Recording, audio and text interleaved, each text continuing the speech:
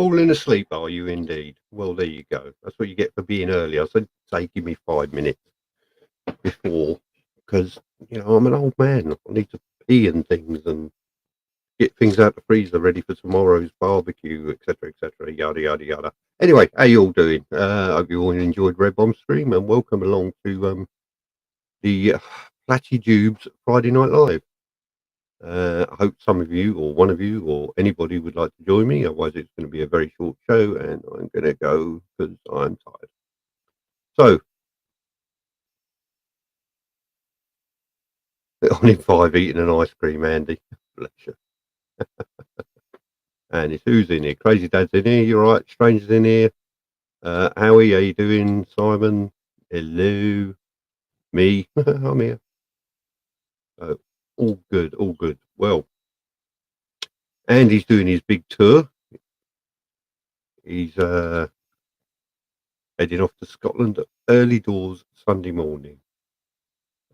Be nice for you. That thunderstorm warning is just gone. Anyway, oh look, haven't seen him for a while. Howie. Hey, all right.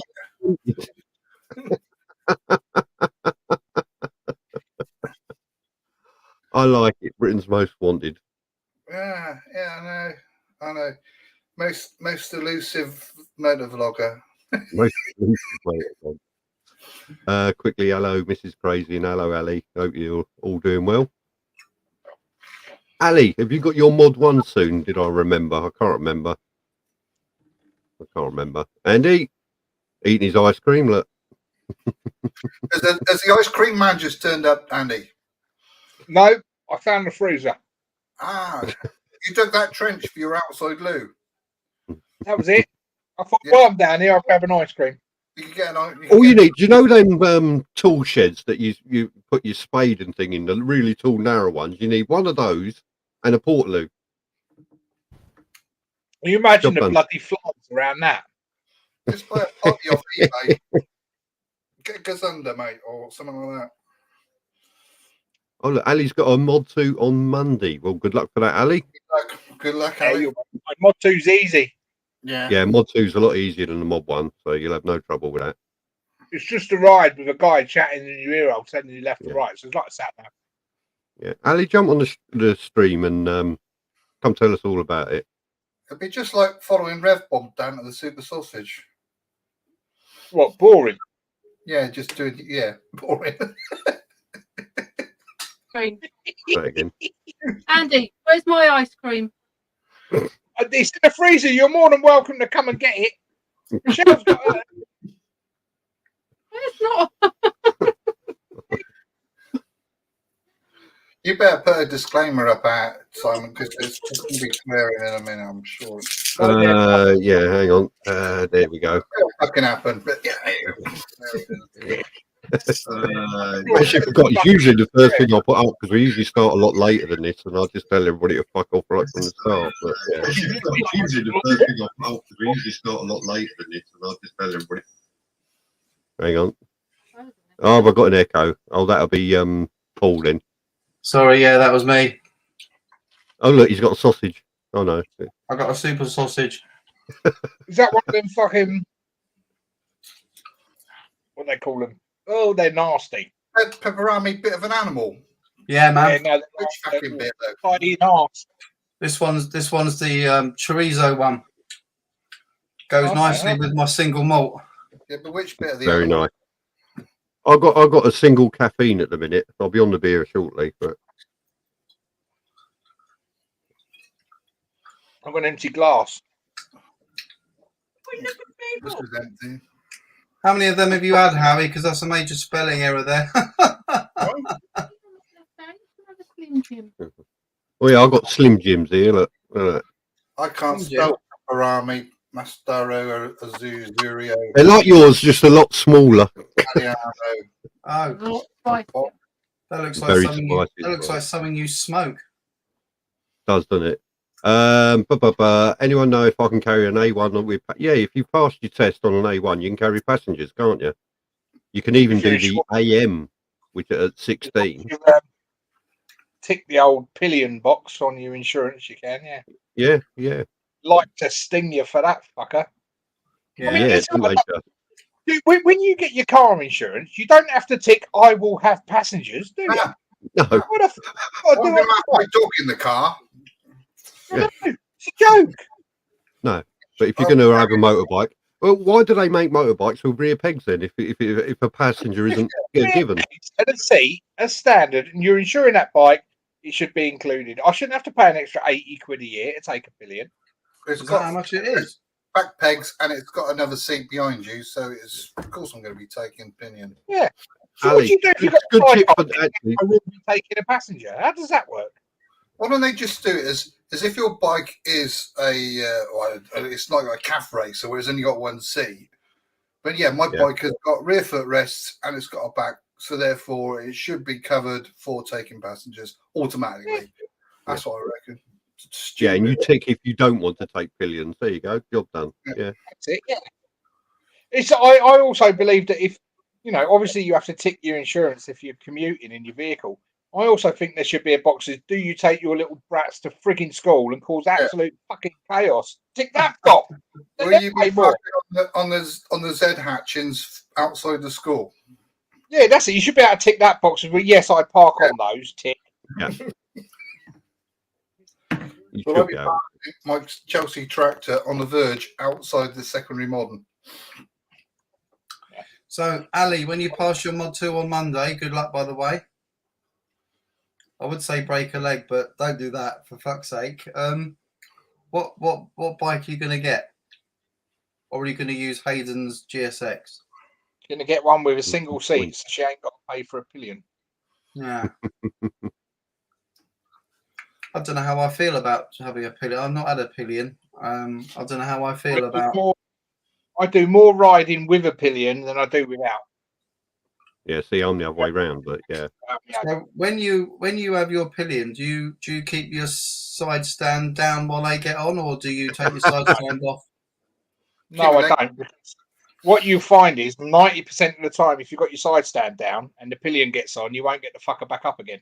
You have to lean the bike far over to the right.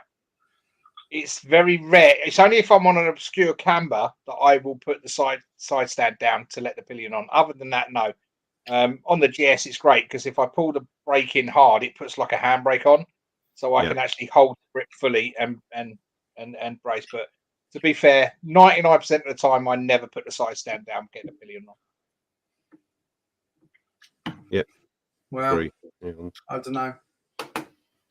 I mean, if I've got a pillion passenger who's sort of quite small and light, then I perhaps wouldn't mind. But it takes a long time for the pillion to learn to ride with you. You have to gel to ride correctly. There has to be a lot of trust, I'd imagine, that they lean with you, don't they? It is. Even a rigid pillion's better than one that fidgets around. Simon and I, having Tracy on, you do learn to ride. That they learn to ride the bike with you, and if you're pushing it too hard, as well, Simon and I, you'll get a dig in the frigging ribs like what I do. But once you ride with a pillion, you get used to it. It's really weird when you ride. To me, it's really weird riding without a pillion. Because as I say, 90% of the time I've always got someone on the back. But yeah, it's something to get used to if you've never done it. Hello. Right, sorry, Howie just vanished then. I don't know what happened to him. Howie's been replaced by a younger model. Look, it's Howie Mark II younger model. Look. Yeah, but shit, and Howie lost his looks. Cheers, Simon. I did have a little bit of a giggle today. I'm not sure I got it on film because I had my helmet camera on and off because I was stopping a lot. But there was There's the older model. There's the older model. Hello, Happy Mark 1 there. But there was these two coming towards me, pillion, and you do the nod. Well, they both nodded at the same time as coming out of a corner. And I did have a giggle. I'm thinking to myself, I hope I got that on film because that just looks so funny. Ali and Hayden, how you doing? Hello. Hello. Hi. We take my glasses off so I can see. Hello. Oh, no, I can't see. I didn't recognise you with the glasses on. There's a reason why you wear glasses, Ali. Yes. I thought I put you on because you didn't want to go on, so I thought it's time she went on. Absolutely. Thank you. Thank you. I'll go make coffee. Thank you. Hi, You guys. got him well trained, didn't you? Simon, know. when you tell Rev Bomb, I don't think you are. Simon, You can explain your whole Mod 2 story now. Oh no, yeah, the whole Mod 2 thing. Oh geez. I did a run through of the route that I failed on, and I think I've got it now. I think the problem was I was so nervous, I just went in too fast, and I just wobbled and I lost control. So I know exactly what I did wrong. So there's an excuse. She says, Well, if you I've ride just- like like you did the other day, then there'll be no problem. yeah, I know I'm okay. It was just, I think the fact that the guy was behind me in a car put me off a bit. wow. Yeah. Oh, yeah, that would have put me off as well. Yeah. Yeah, I wasn't expecting that at all. If you're doing a bike test, get on the bike already. Well, that's what I thought. And Yeah, he's sadly, the quite- guy, he was the guy that failed my Mod 1. Oh, so Um, he already had you down as a failure before he started, probably. Yeah, I think he probably did actually, but it's okay. It's fine. It's all experience. I'm sure I'll be fine on Monday. Where are you doing it? know. Where are you doing it, Ali?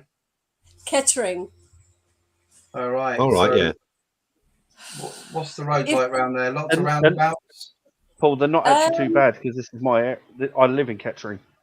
They're not You actually see, that bad. Are they not? It isn't that No. bad, to be honest. There aren't too many roundabouts. If I fail this time, which I'm sure I won't, but if I did, I think I might try Milton Keynes because I don't know Kettering at all. And some people say it's a good thing, others say it's not a good thing. My It's Mod down 1 to was you. not.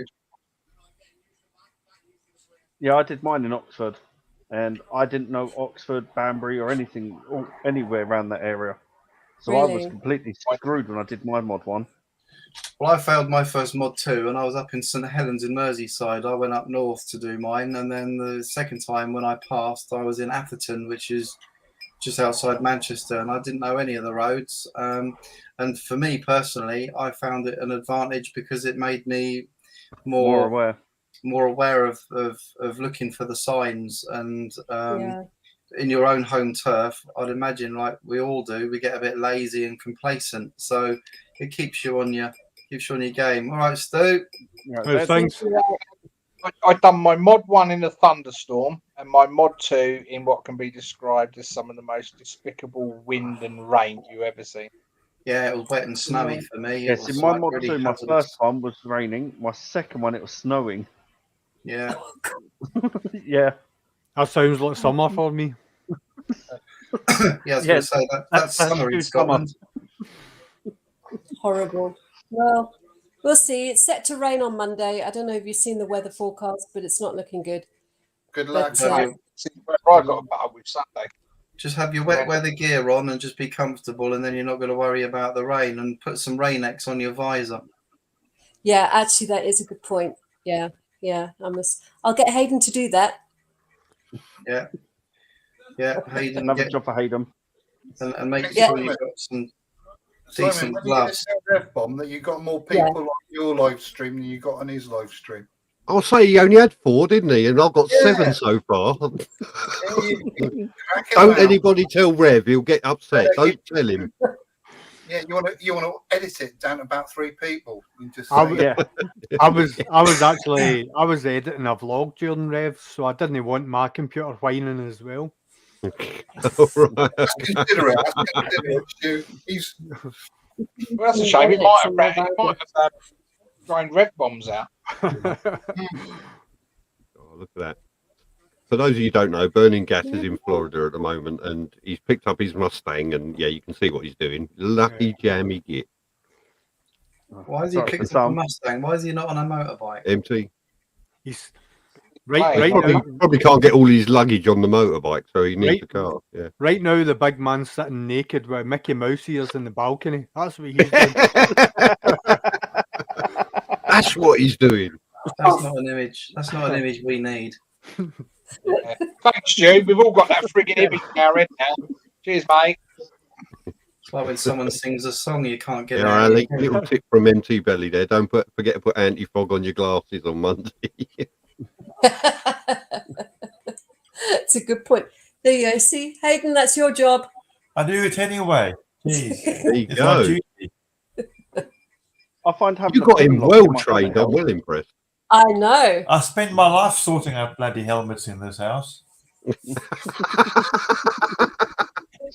Did anyone see the post we put on Instagram and stuff? That we finally got Sarah a helmet and jacket and stuff, and she finally caved in. Oh yeah, here you go. This is just for you, Stu. Oh, that's just not right. Yeah, that's not good.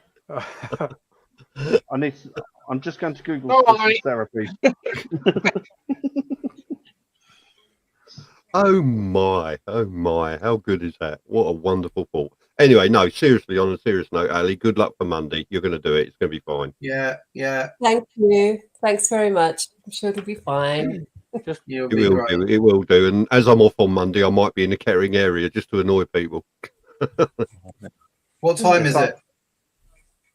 Come closer. What time is the test? 10 o'clock. Oh, sorry. I think it's at 10 o'clock. I've got to be there at 9.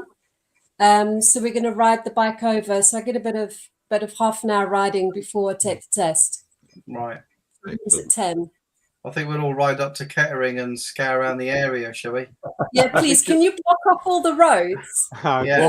Let me just call in. What we can do is we can do an escort thing, can't we? We just pull Yeah. up at each junction and block the traffic, let you go through. Yes.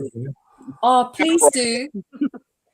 Please do, especially that little bit of road in Pytchley, the bit that I failed on. So if you can just block off those roads.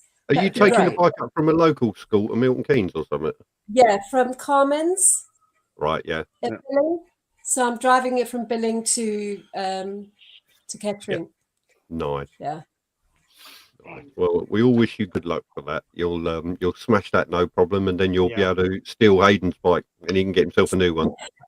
What's the new one? That's a win-win situation right there. Yeah. It is, isn't it? Oh, that's better. Yeah, thank you guys. Have you been got- wonderful. Thank you.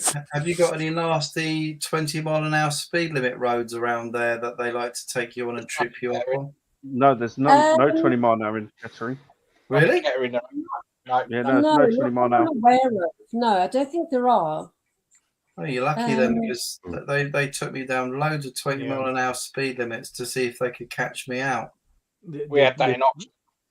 They tend to do that or take you higher as well, up the sort of 60 mile an hour route as well to see whether you get up to Yeah, they want to speeding make times. sure you get up to speed, don't they, on the Yep. 60s? Yeah. And then Yeah. they take you down country lanes to see whether you ride at an appropriate speed and all that Yeah. crap. Yeah. Ali, listen, Ali, just ride naturally, ride the way you normally ride, just To relax. treat him as a sat nav.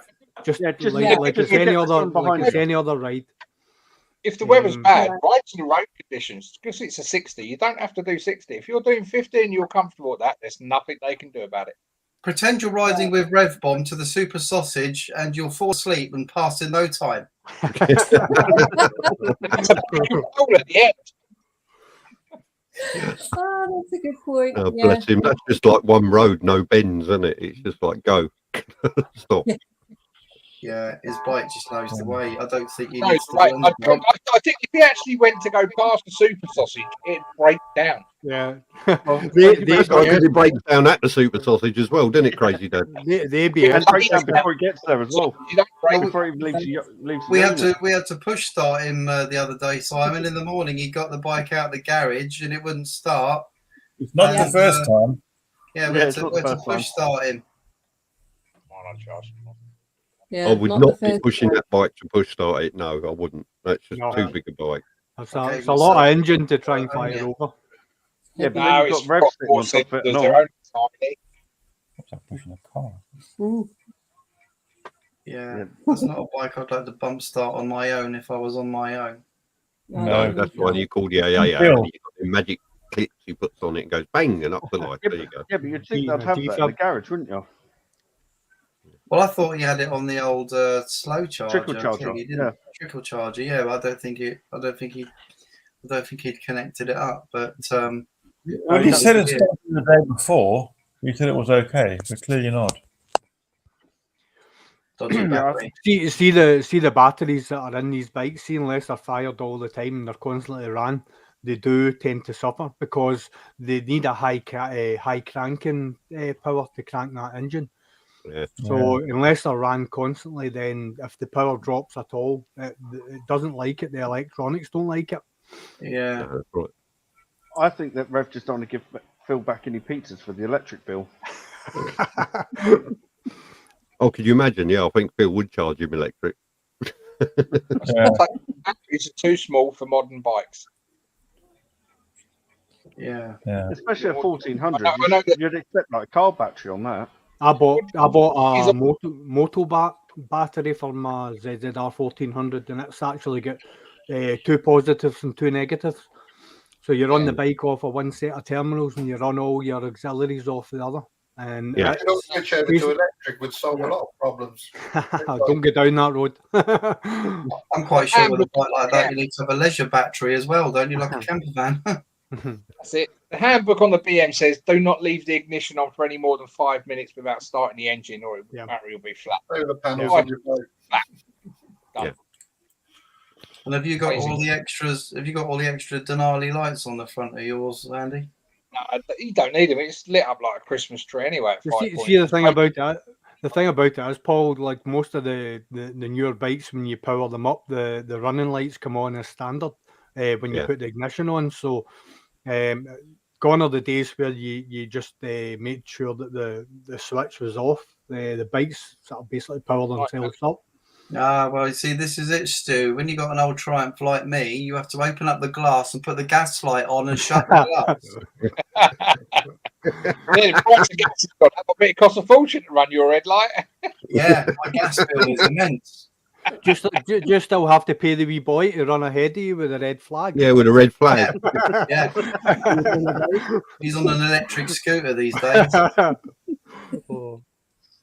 Electric scooter. Right. No, it's been upgraded now. It's got the electric KTM. Yeah.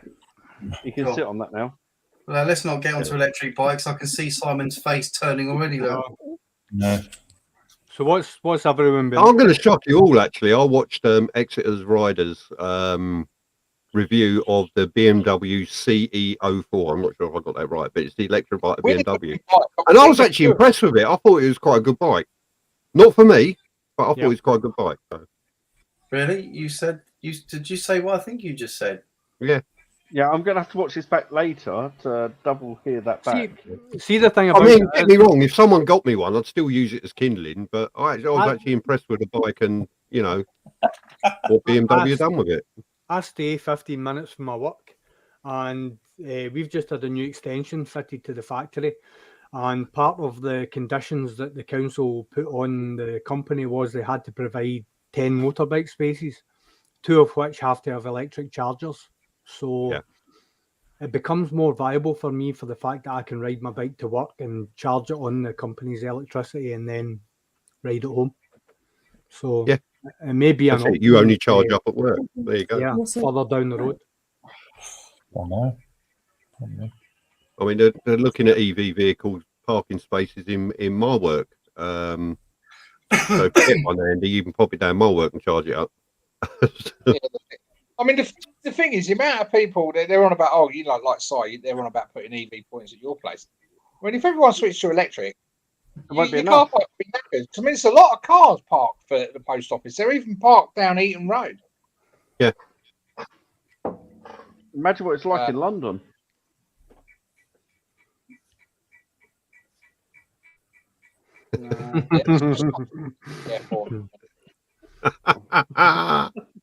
Peanut butter M&Ms. Oh, nice. Oh, don't forget the blurring out bit on the photos because we don't want to see that burning gas. So.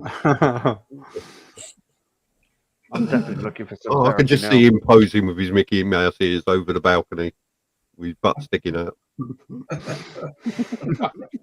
God. Everyone will I need to go put bleach in my eyes now. Mickey Mouse over the top of the balcony, but Dumbo's poking out through the bottom. My eyes are bleeding. You go. Can I ask you guys a quick question? Go on. Have any of you bought or had quite a recently bike or ridden quite a new bike with all the Euro 4 and Euro 5 crap on it? Yeah, mine's Euro 5. Because the GSX I've just bought, out the shop and onto the road, it's almost unrideable the way the fuel mixture works. The second you ride and you let off the accelerator just a millimeter, the bloody thing just shuts down on you. It's just like a bucking Bronco. Just get it remapped if you're having a problem. I have no problem. My GSA. The reason they do that is so they can comply to all the emissions promises that they've got on their website. That's right. So Agreed. basically, take It it to, the size of a washing machine. get the ECU reflashed properly, Well, and it'll run exactly the way that they intended it to run. That's kind of what's happening. I've ridden it for 600 miles, had the first service, and I spent the afternoon figuring out how to get the bloody fairing off, lift the tank, and get the ECU out, and that's going off tomorrow to get remapped. It'll be a different bike altogether. It'll feel as if it's just totally different because How it should be. Yeah, I believe so, because I bumped into a few guys at the Super Sausage on Sunday, and again today, and I spoke to the guy and said, the first thing you do when you take it off the shop floor is get it remapped, otherwise it's pointless. And they all said as well, and they're very experienced riders, they've both said that coming around a bend or something, hit one bump, and the thing just kicks you off. It's bloody mad. It's downright dangerous, to be fair. Yeah, fair enough. It's not just because it's that new that it's like a car, that everything's really tight. It needs to loosen up, is it? It is literally the way it's mapped out for the Euro 5, whatever it is. Not that. Yeah, it's all down to the fueling.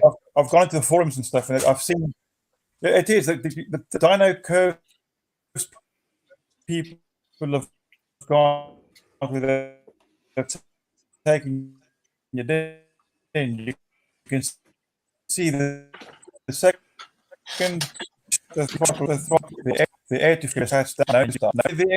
The MT tends the same apparently, the new one, and everyone's got them get them remapped. Well, I'm sorry, viewers. We've lost the signal from our South African correspondent. He needs to stop putting diesel in his bike. Again. And my lovely features are being obscured by some idiot on a GTR 1400. Is anyone there? Maybe you're gone.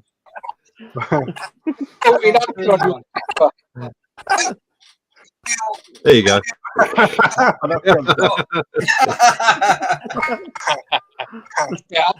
No, definitely get it rematched because it will sort out all the issues you're having fueling wise, because that's what everyone's doing.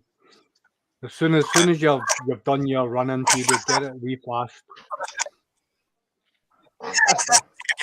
Just leave that comment up. Yeah. Just leave that comment up. Who's left their YouTube on?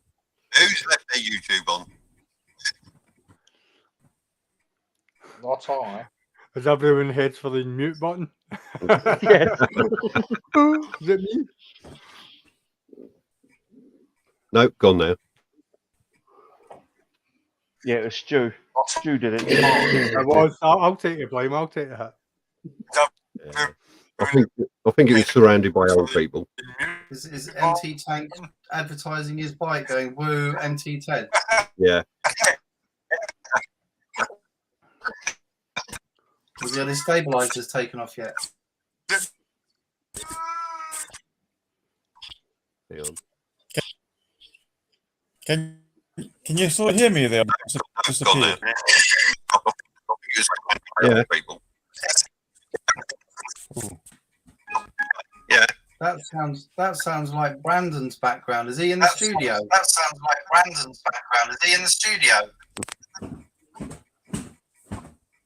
I think it was Ali. Yeah. It's gone now. Yeah. What are you hearing? No, it's back. getting a reverb from you've got YouTube open somewhere and StreamYard. I'll double check.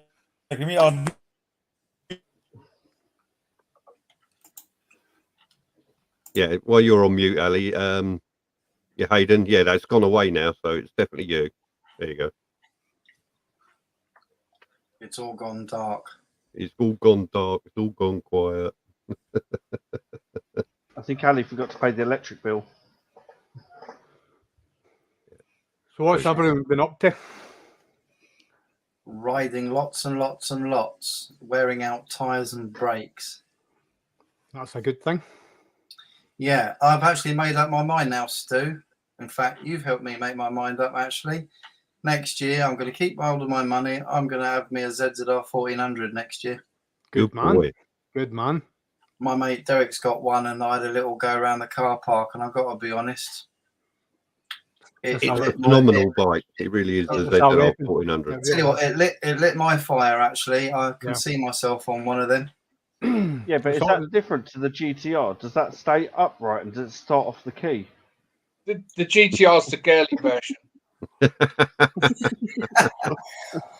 GTR is the old man's version because I've ridden the ZZR and my fucking back was killing me after 30 minutes. Pensioner special. I've not seen any ZZR 1400s with panniers. Can you put panniers on a ZZR? Yeah.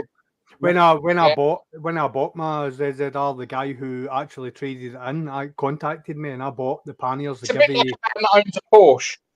They give you panniers and top box with it, and I ended up selling it all. I wish I hadn't, but because I just didn't want the rack to be sitting on the bike for any length of time because it took the look away from the bike. But practically wise, no, they're a good thing to have if you're going away on a tour or whatever. I would miss the boxes. I quite like the idea of having somewhere to sort of put gear because it's always handy. Yeah. But when you look at the H2 SX Tourer, it doesn't actually take anything away from the looks at all. It actually looks okay with the boxes. Yeah, the H2 compared to the ZZR, the H2 is very cramped. Yeah, it's a very different peg height, very different seating position. I'm not sure I like it as much as the ZZR. I don't think they've really thought about it really, but they're appealing to a market and demand. I don't know what's going on, but how did you find the riding position, Paul, or the ZZR? Funnily enough, my mate's bike has got the has it got the 20mm risers on it? Yeah, he's got the rental risers on, and for me that actually works because otherwise it's a little bit low and I'm a bit over the tank. But with the risers on, absolutely perfect, lovely position like all Kawasaki's. No, I loved it, mate. I'll tell you what, his bike gets so many looks because his is the black with the green flashes. Yeah. And everyone always looks at it when it comes into the car park. Everyone always goes, "Oh, look at that! It's a ZZR." It gets a lot of attention. I've got a video coming out tomorrow, riding through Loch Lomond side, and I've quite deliberately left quite a lot of overtakes in it, so you'll get an understanding of how quick and how safe overtaking can be on that big bike. You're not pushing the bike to any stretch of the imagination, but it is so safe. When you make your decision to commit, you're out and in before the car even knows that you're there. It's some bike for that. Well, you'll see on my channel, if you look at mine, my mate Derek always must be like I'm standing still.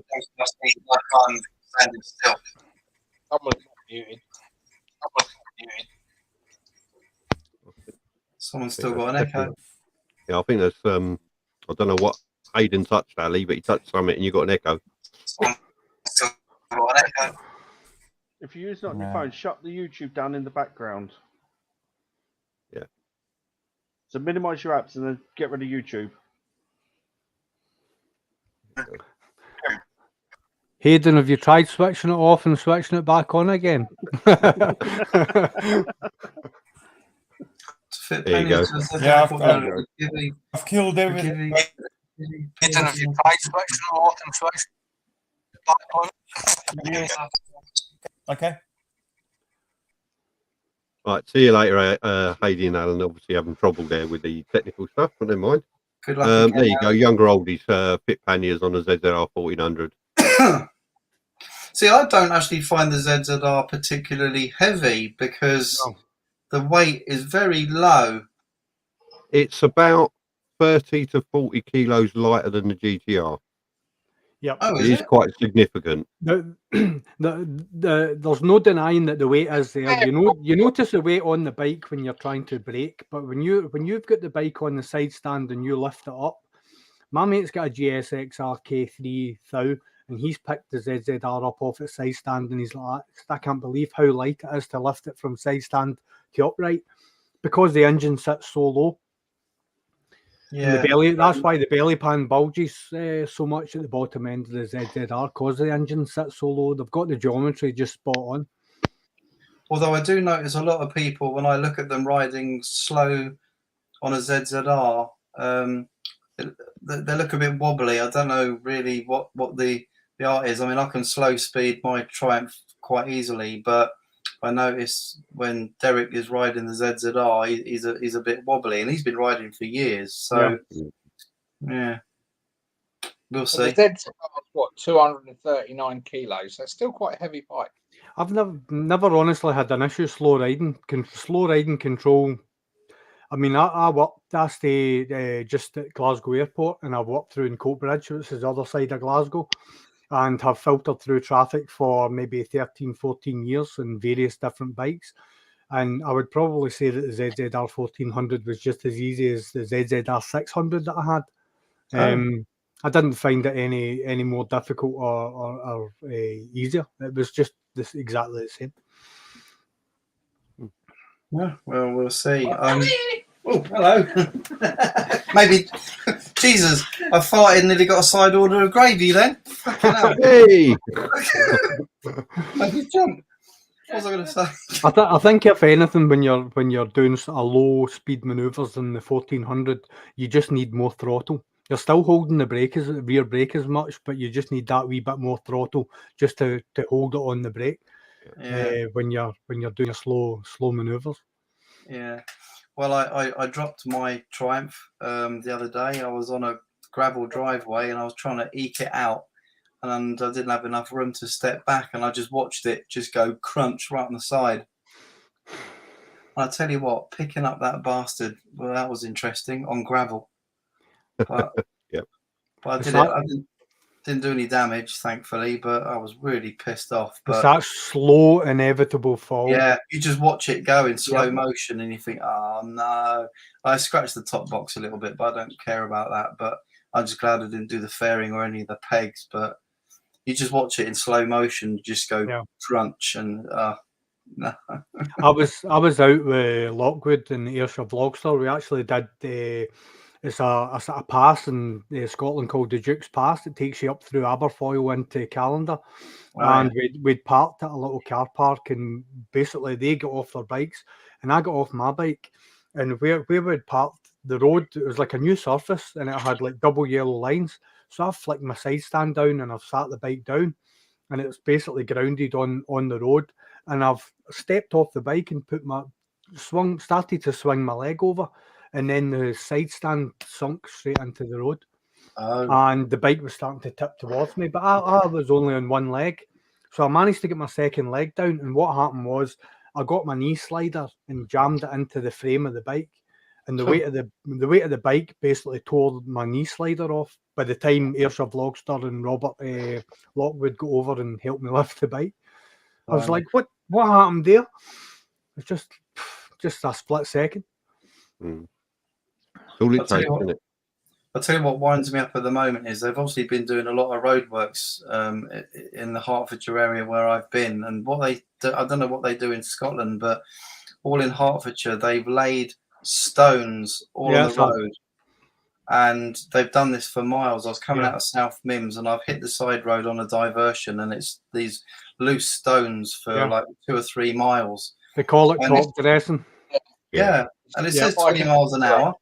It says 20 miles an hour. It's prudent to stick to that. Otherwise, all you're doing is flicking up stones onto everyone else. But what they're hoping is 2 weeks of warm weather that cars and whatever else can flatten that down. because I remember my mate stays down in Cottgrave, not just outside Nottingham, and he come up for a run. So I took him on this road that his pals were coming up. His pals were coming up on the Saturday, and I said to him, "Right, we'll go on this route because I know I'm going to take you down this tomorrow." So we did this route from Tyndrum down to Inveraray, and it goes over the Dunmalley Pass, and it's a cracking road. It's very, very flowing, and we hit it, and we hit it quite hard. And I said, "It'll be brilliant. We'll come down it tomorrow, and you'll know exactly what to expect." Little did I know that on the Friday night they did exactly that, Paul, and they top dressed pretty much about 2 miles of it. So I was leading, and I came into a corner at about 70 or 80 miles an hour to a corner that I just remember from the day before, and it had half the road with top dressing on it, and I hit it. So the bike was starting to slide across the road, and it was just by the luck of God that I managed to come off the top dressing before the bike actually hit a ditch. It was crazy.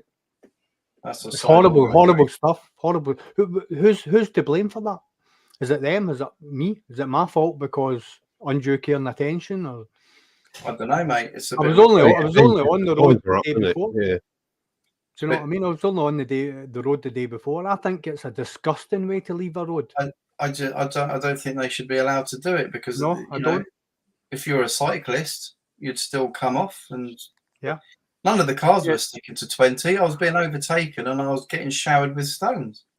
Who in the right mind in the council agreed that it would be a good idea to reduce the adhesion of a road?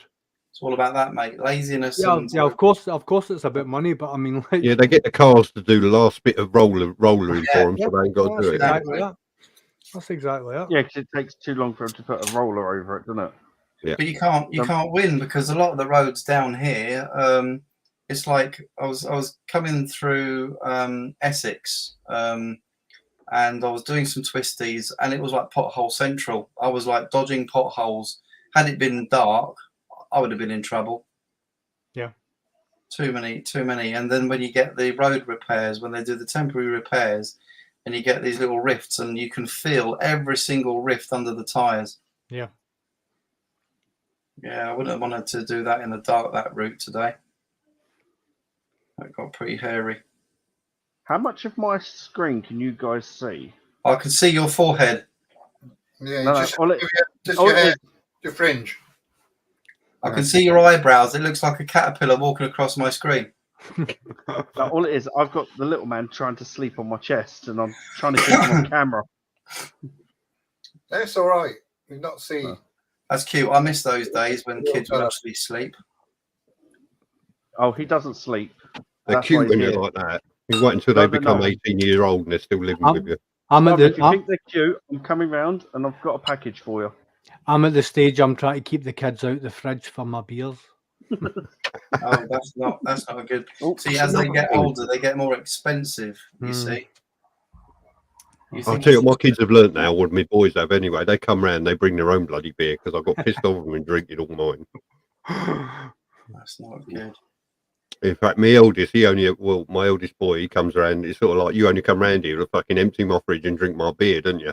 Isn't that the best thing about going to your parents? Well, I'm going to call it a night, guys, because I need a cigarette and I need to get something to eat. I can't live on pepperonis all my life. I'm sure you could. Probably could, but anyway, have a good one, and I'll see you all soon. Yeah, take care, Paul. Thanks for dropping in, buddy. See you later. Take care. Bye-bye all. Boom. He's actually pulling my headset. I don't know if you can see that. Yeah. Get off, you little shit. Bless him. I'm just going to turn my camera off and donate him back to the wife. Yeah. Babe, come collect him. There is turn the camera off. You might want to turn the mic off as well. Yeah, I need 2 hands for that. I am donating this back to you. There is no refunds. Please don't bring him back. Followed by I don't think I think he's too big now to go back, actually. But there you go. That's a shame. Yeah, so spent a small fortune on there yesterday. Helmet, gloves. Oh yeah, got to be done. Kevlar jeans. Wow. Yeah. I must get my Kevlars out and wear them soon, I think. I don't I think won't I go can back. get into mine anymore. I'm getting tired. I'm getting tired of the bloody waterproofs. RSD Kevlar jeans, they're really nice. Yeah. I've got those dragging ones. I've been having them for years. I've got a black pair and an ordinary sort of denim pair. Yeah, they're all right. Get a bit I've got tight. a pair of Years go on. This is bloody weird. Oxford. I've got a pair of Oxford Kevlar jeans, denim ones, bloody 7-8 years ago, and they're really great. They're still in really, really good nick, but unfortunately now I've outgrown them. You know what? I can remember Oxford. They used to have a little place up the Botley Road, a little industrial unit, and they used to make fiberglass fairings back in 1974, 75, something like that. I remember going up there to collect a fairing from a mate, and the stink of fiberglass from the place. But you think now that massive company, and it was just a little industrial unit on a Botley Road in Oxford. That's all it was. Yeah. That killed the conversation, didn't it? They did, didn't it? They did. Sorry, I was reading, Howie. I do apologise. I can only do one thing at once, as my wife keeps reminding me. I said, well, you will keep talking during it. If I've got to listen, it's going to stop. But you think about all the stuff that Oxford make, all the different products that they make, and they just started out making bloody fairings. That's all they did. Oxford fairings. Yeah, that's all they started doing. Mm. There you go. Place used to stink of fiberglass. Oh, so hopefully it is clear that thunderstorm warning we had has now gone past. It's missed us. Yay! They do not know what it's doing. Ain't got a clue, have they? Oh, it's going to snow next. It wouldn't be the first time, would it? I just go on the premise that it's going to rain because that's the easiest thing to do. Yeah. And if you're going north of the border, it's bound to be wet, isn't it? I mean, that's why they're all ginger up there. They've gone rusty. I'm not actually wearing bike gear. I'm taking Speedos and some fucking goggles. That's it. And a snorkel. Yeah. Stu, you got some good weather coming your way, haven't you, in the next couple of days? Yeah, it's going to be fine. It was lovely today. It was like 19, 20 degrees today. 22 tomorrow, apparently, from what I said. I'll let you know Sunday when I'm sitting in the hotel in North Glasgow. I'm hoping Stu's going to come. I don't know how far you are from Glasgow, Stu, but how far are you from sort of that area? Not very far at all, mate. I just stay at the other side of Glasgow Airport. You need to come out Sunday and have something to eat and drink. Bring the missus, bring the kids. Need to see. She works in the hospital, pal. So funny enough, the hospital in Glasgow, we're staying in a hotel behind that. The Leonardo. Right. That's where we'll be Sunday. Cool. Cool. When Darren falls off his bike because he can't touch the floor, I'll introduce him to your missus as she patches him up. Darren still can't touch the floor. No, probably not. It's quite funny. Did he manage to clock up his 500 miles he needed? I see he went to Great Yarmouth. He'd done 560 before it went in for his service. So he'd done all right. He'd done that. All right, that's good.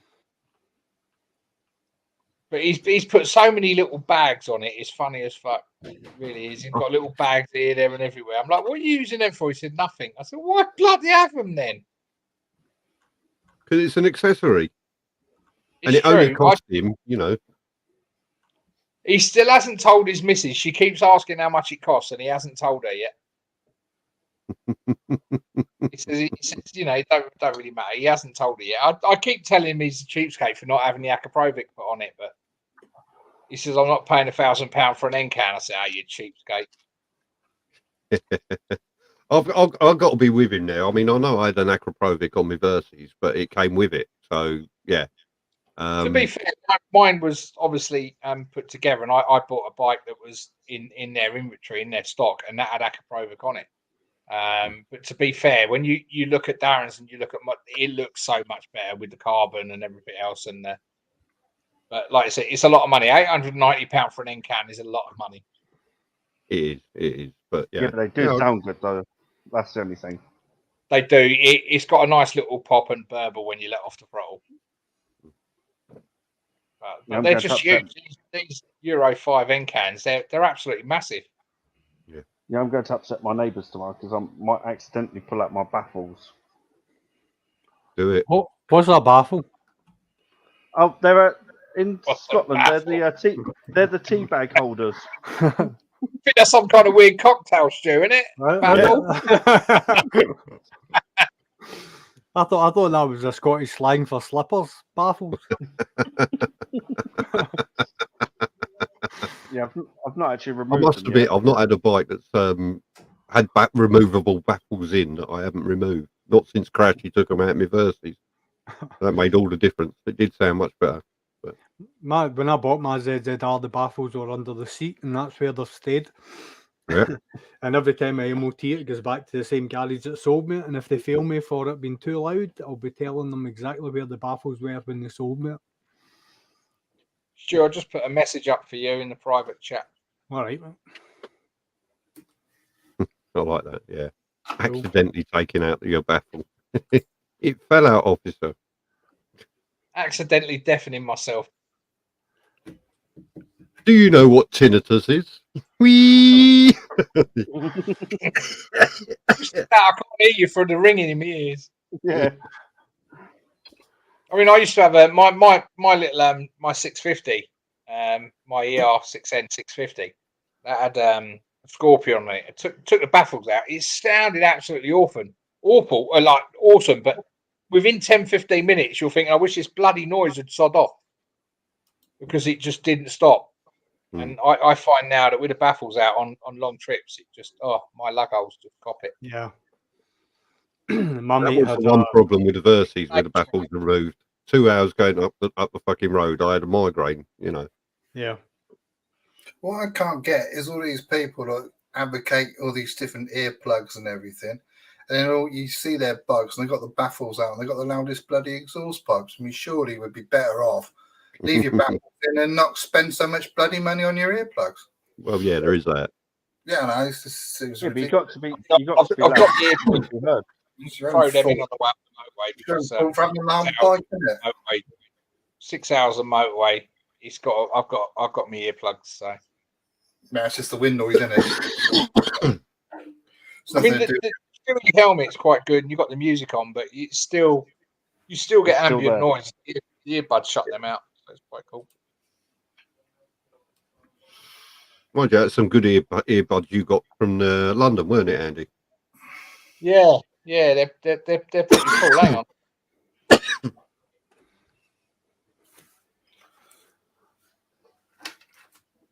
Oh dear. You coughed and Andy disappeared. I know. Surely, if they got them from London, they must have been earbloods.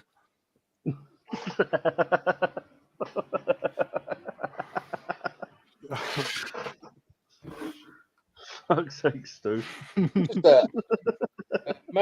Mercury custom earplugs. They're obviously custom fit to your ears, so they're shipping. Quite comfortable budget. But what they do? Make a mold for your ears, then? Yeah, they put it's like a weird stuff they put in your ear with a bit of string in it. Molds exactly. It's the exact mold, and they fit in perfectly. I've got me butt one. A little passive speaker in the middle, so it lets sound, so it just cuts out ambient noise. Yeah, there they are. And, yeah, they're pretty cool. I'm the same as you. Butt plug ones. Yeah, butt plug. But the thing is with the butt plug, I mean, these fit. You don't even know you've got them in. They're a perfect contour to your ear. They do not hurt. They the size of that, you didn't even know you got it in your butt. So, well, what you put in your butt's your business. Only small things. Yeah, but does yours come with that stupid little case that you put on your key ring? Oh, what you mean? It's my keys. Christ, I've got a shitload of bikes. Right, so little. I know mine's better for for your ass. Look. Oh, that's better. Yeah. Oh, that's a butt plug and a half. Doesn't vibrate at all and spin. Yeah, and you can put a piece of string on it, so you can always get it back. Well, hopefully that's me finished choking now. You mentioned butt plugs and I'll start fucking choking. If you watch the I video, thought you were trying to cough yours up, Simon. Oh no, I just coughed up the label for me underpants. You're right. yeah, the custom earplugs have a little thing in the middle. They only cut out certain decibels and certain noise. Yeah. So you can still hear music, you can still hear your comms, and you can still hear what's going on around you. But it cuts out certain levels of and wind noise and everything else. But that's the custom ones. They're quite an active earplug. A normal earplug, a foam one, something like that, you'll just block in your ears and it will cut out all sound. You do get the Oxford do sell one that's a standard foamy type, but it does only cut out a certain pitch, and that tends to be the high screaming wind noise and things like that. But they do get uncomfortable, and you do have to replace them every so often. So yeah. Don't you ever wear these on a long run? I mean, normal ride in a couple of hours, I wouldn't even bother. But motorways and stuff like that, they're brilliant. To be honest, a lot of times I don't even bother. I've done runs to Colchester and stuff, and I normally forget to take them with. They're normally sitting on the table, and I'm halfway there by then, so you might as well just continue. Yeah. I just get deafened on like the A12 and stuff. So it's a constant. The thing is, we've got what? It's probably going to take us best part of 9 hours to get up to Glasgow. So a constant drone of 7 hours on a motorway. Yeah, it just drives the party. There you go. There's one for you. How expensive are they? Those These ones are cheap, earplugs, but the mine retail at 120 quid. That's still reasonable, though. Yeah. 20 quid, but they are like a lifetime thing, aren't they? Once you got them. Yeah, they also keep your impression. So if you sort of lose one or need a pair, that's cool. And they'll just replace them. Obviously, you've got to pay for it, but they've still got your impression on file, so they still keep your mold. It'll be interesting. Like an email. It'll be interesting to know what kind of sort of how they work with the road noise in your journey, Andy. I know that it'll be probably pretty difficult with them when they get past Carlisle and you hear the bagpipes and that. You're in that cat getting run over. Yeah, I think I'm hearing things by the time I get up there. What you should do is you should ride with only one in to see what you could have heard. Yeah, well, it's only 50% of the noise annoyance then, isn't it? Yeah. I think what I might do is fly up and just pinch one of your bikes, Stu. I mean, you've got plenty. Lockwood's got two, and Stu's got two. Yeah. I've got 1.5 now, the ZX9s and bits. I know that Lockwood said yourself and Ayrshire Vlogs are coming out. Yeah, 100%. I don't know what the weather's going to be. But we'll have some fun. Yeah, definitely. Definitely, it's going to be good. Shame I've got to bring the missus. But there you go. Just leave the back box off and just pull away really quick. And like my baffles, you can leave it behind. It's true. The only thing is I'll have to carry my own cases into the hotels then. And with what we got, 7 or 8 hotels booked. So I'm not. Yeah, but you think about it as well. There'll only be half the amount of cases to carry as well if you're on your own. This is true. It'd be a lot lighter. Yeah. I need a pannier. Just think of the fuel saving. I'll save a fortune, won't I? You can just get a Polish person or something, or the equivalent up in Scotland. Just say, carry my bags.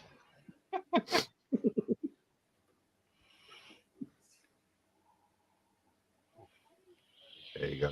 You're definitely worth getting some. Yeah, definitely worth getting some. And yes, you can still hear the wife having a moan through the earplugs. Yeah. It's they're a very. They don't normally moan. They normally dig your ribs. Yeah, mine does both. Have a look at their website. I think it's Mercury custom earplugs. You won't find it. Go to a show. Any if you go to a bike show, obviously you get a good discount. then, so that's quite handy. But I got one set with 2 lots of inserts. So I've got these for the motorcycle riding, and I've got the little white bits in the middle you can pop out, and then I've got passive ones for when I go shooting, which cut out again a different sort of sound level, different decibel level. I pop them in, and I can use them as well. So they're dual purpose. I think I just found their website. Hang on. Is that the one with the guy with the shotgun? Yeah, that's the one. I was just looking at that myself. I got the set. I got the inserts for shooting. Motorcycle. Got firearms and shotguns. So I got the I'm inserts only finding the ones for the that have like the Bluetooth in them. Why would you want that? There you go.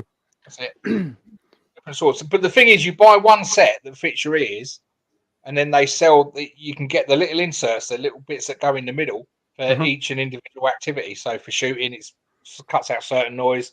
Motorcycles, it will shut out a different set of noise, and then obviously music and whatever else, it will shut out another set. Very clever now. Musician ones, they do it. You can get a link off your foldback, so you can hear the other members. They do have ones well that they're very expensive on there, but they do Bluetooth ones, so you can actually get them that play your music as well. Oh, see, they do a pro version for 60 quid, and then the price goes up from there depending on what you want. Yeah. Oh, they do wife ones as well, and it blocks out all the garbage you don't want to hear, and just you can hear them. Basically, they mute the missus. I find stopping for fuel and then riding off before she gets on does the same thing, and it's a lot cheaper. They're into play and just jump. Do you think that's what happened with Rev, and she managed to pull him off the bike as he went to ride off?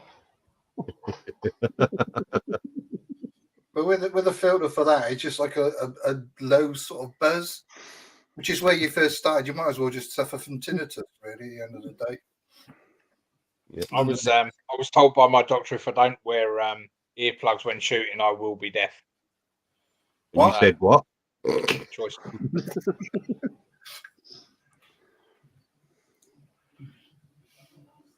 It's one of them things. As we get older, our ears suffer, don't we? So definitely. Your beers what? Joint. Ears, back, knees. Fucking, you can't ride certain bikes for too long because everything fucking hurts, and then you can't get off. And yeah, been there, done that. Too long, you can't get off. Have you ever been stuck on a bike? I went to Riders in Bridgewater. They had a Ducati dealership, and I got on one of the Ducatis over there. And for some, my hip was playing me up. I climbed on board this bloody bike, and I couldn't get off it. I was physically unable to get off this bloody Ducati, and I had 2 salespeople trying to help lift me off this bloody thing. I know to this day I've never been back there because I'm sure they bloody remember me. I know what they did. They showed you the price, didn't they? Yeah, I got a week in the paralyzed you. Yeah. But answer Ali's question: if Hayden wants a pair of those wife and daughter cancelling headphones, what it's called is called a Peditaire in town, and what it is, that's a little flat in town that nobody knows about. You fuck off and live there, and don't tell them. There you go. Also, a divorce does the same thing. So. No, but see, that's the problem with the divorce. They take half of the house. Well, as long as they don't take the half I need to live, they take the kitchen. Yeah, you know. Let's face it, that's where they can laundry live. room. That's their room. Yeah, laundry room. There you go. There's another one. Yeah, they can have that. The bedroom, because that was a waste of fucking time, weren't it? Yeah, definitely. There you go. That's the half of the house you could have. As long as you still got the garage. Yeah, well, that's it. Yeah, definitely. That's really all you need, just the garage. That's all I would take. I need 2 bikes. I've got a fold down, so I'm fine. All I need is a toilet and the garage. I'll be all right. Still, there's only 2 rooms I ever go in, really, in this one. You got to have somewhere to eat as well, haven't you? So I want the dining room. Eat the garage. Definitely. A fish supper tastes better with oil in your hands.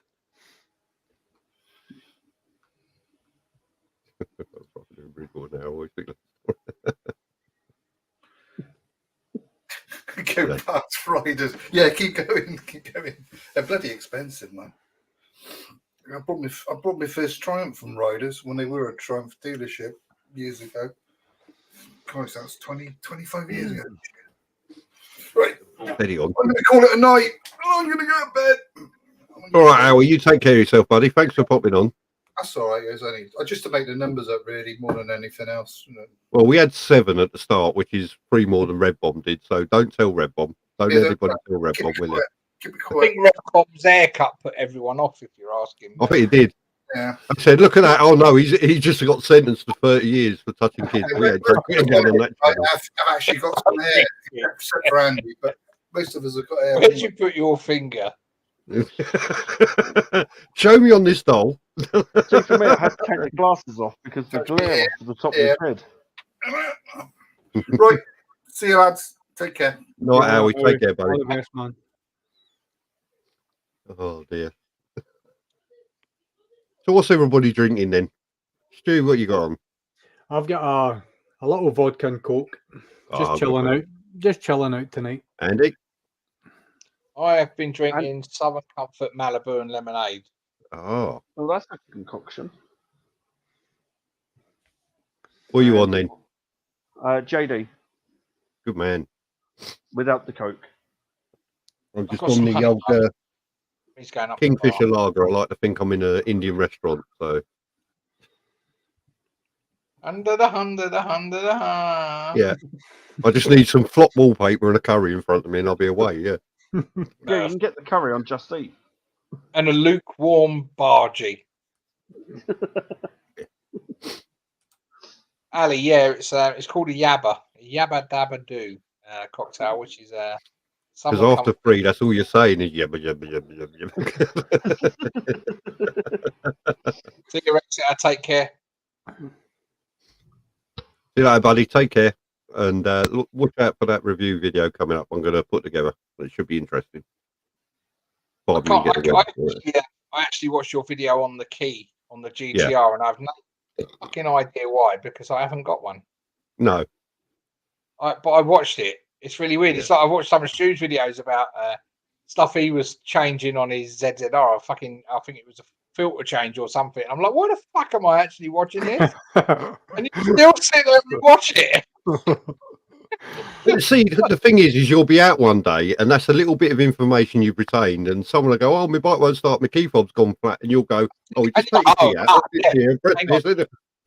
Yeah. I can sort this for a small fee. I've changed the plan now. I'm going to this. Famous grouse. Oh, there you go. So the old man's drink. Was it a weird drum? Because no doubt the other half will be down in a minute with the little man. Because if Simon checks his phone, he will see. I take it, Stu, you've done the NC 500. Obviously, living up there. You haven't. Nope. We're our first night. We're staying in Lochlow, which is through sort of Fort William, and then sort of 40 minutes out to the left. I think she's having problems. I think so. Bless him. That's our first night.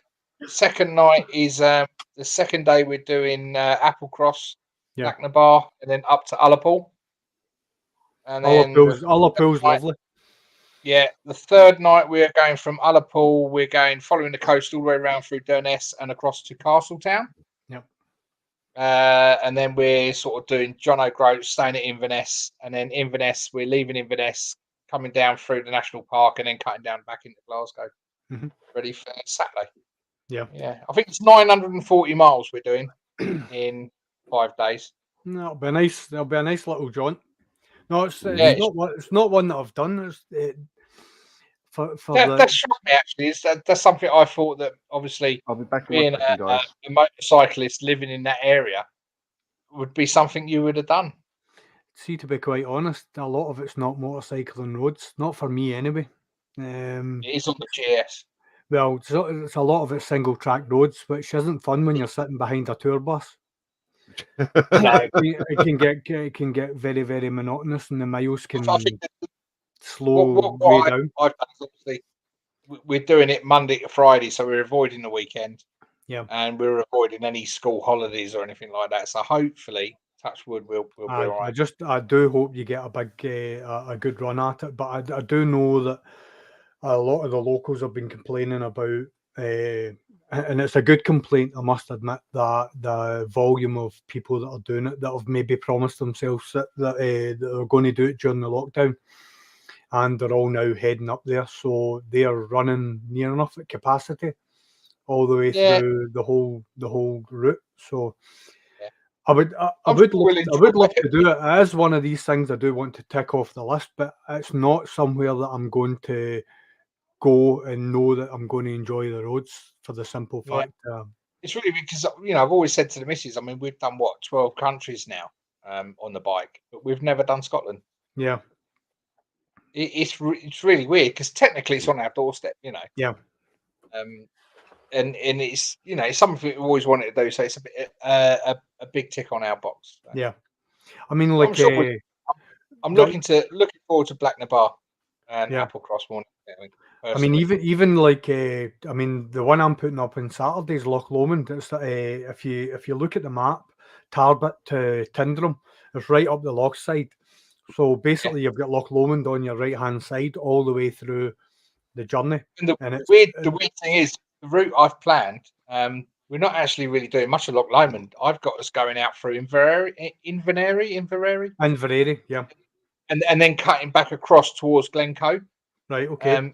Extends our ride out, and to be honest, I don't think it looks a little bit more interesting than just riding up the main A. See if you're doing Inverary, and because if you're doing Inverary, you'll head to Oban.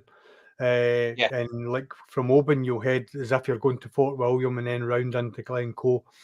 That's it. We sort of get to Inverary and we hang a right, which brings us back out to the main road, and then up through Glencoe.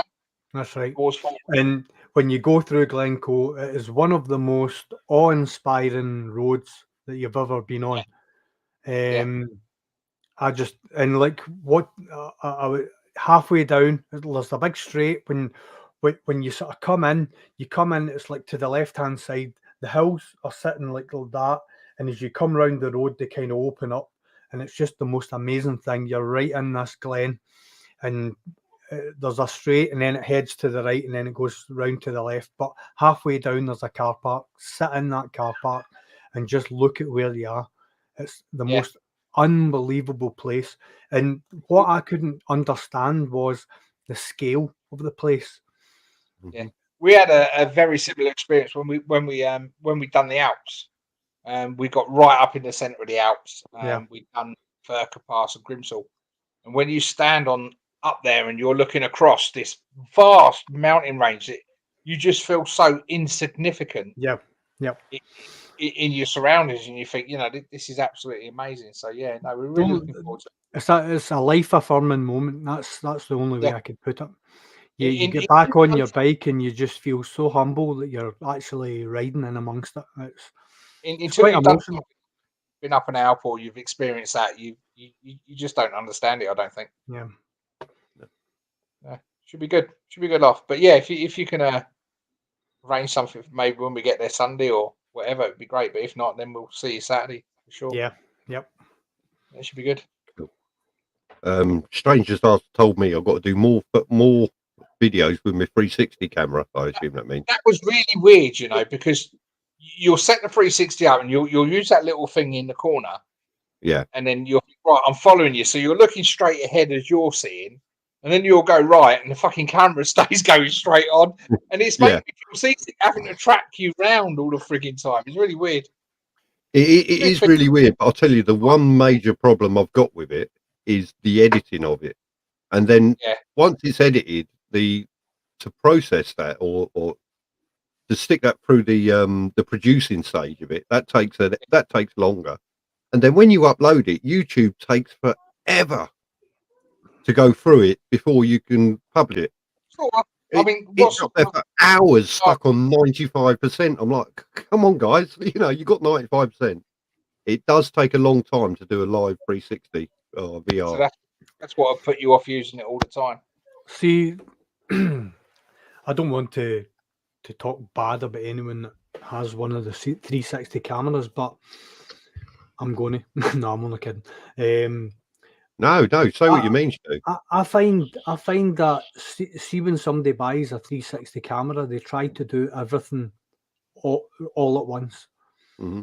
I find like see with the editing and stuff like that, they try and show you every single capability of the camera all at once, so all the spinning round and so on and so forth. I think for me it gets too much. I can't process it quick enough, and it becomes a wee bit off-putting. I'll tell you what, I've had that camera a year now, and I've put up 5 videos where I've used it. Because it, like you say, Stu, it does so much. If I try and do too much with it, my brain is actually going. Yeah. And it was only a few weeks ago I put my first one up where you could zoom round on it because I figured out how to do it slowly. And I thought, oh, that's really good, because I've done the other ones where it's tracking and all the rest of it, so it's just a fixed view and you're seeing what I choose you to see. And then I thought, oh, I'm going to try this because someone said about using this and doing that. So I tried it, and it bloody worked, and I was impressed with it. And I thought, I actually quite like that. And I've put 2 videos up like that now. And yeah, I've had really good feedback on it. People have enjoyed being able to track around, look what they want while I'm riding. And Lockwood put up a shot last week. He did, and that out of all the 360s that I've seen, I really liked the way that was, because everything, the movement and the motion that he did with the camera, he was very, very precise with it, very slow. I think when you do the fast pans and stuff like that, I can see the stitching. Do you know what I mean with that? The stitching between where the boom and whatever is, but like when it's done slower and a wee bit more considerate, you don't see it. I always try and turn my camera at an angle so the stitch line won't be dead straight forward as you're looking or dead sideways on. I always try and put it at like a 45-degree angle. So the stitch line will be in an area where you're probably not going to look much. That's what I try and do. Editing a 360 video a nightmare. It is. Well, when you first upload your 360 video to your computer, you've got to go through with an Insta camera. You've got to go through Insta's own software editing program to edit how much you want to use and how you want it produced, and if you want it produced in 360 or you want it produced in 2D, and so you do that, and then you'll save that as an MP4. Then you'll upload that into your normal editing software to edit what you want, and it's twice the edit. I mean, 2.5 hours for a 3, 4, 5 minute video is what he did me on the first one. Mark, Ayrshire Vlogster, he did a whole series where he basically changed the camera position from, I think in one of the vlogs he maybe had about 3 different positions, and even to this day I don't even know whether he's sure himself where his optimum position is, and I could tell you right now, if I was to have one of those cameras on my bike, I don't know where I would put it that I would feel that it would give me the best position and the best sort of image of what I wanted to convey to everybody else, if that makes sense. I tried it out on the top box. I put it actually on my top box on the rack. I clicked it onto that. I only got about 5 minutes worth of video of it before, the top box moves, it bounces. And you can see the top box vibrating away, but the actual picture itself was so still. The stabilization on it was unreal. It really was. You can see the top box bouncing. You get that same sort of stabilization with the GoPro 10. The thing about it is the technology that's involved in it is not in question. Do I want one of the cameras? Aye, of course I do, because it's just like a game changer. It is fantastic. Personally, I don't know how to use it to optimize it, and I haven't seen 100% anyone that has a definitive edit or a definitive position that looks so slick and so.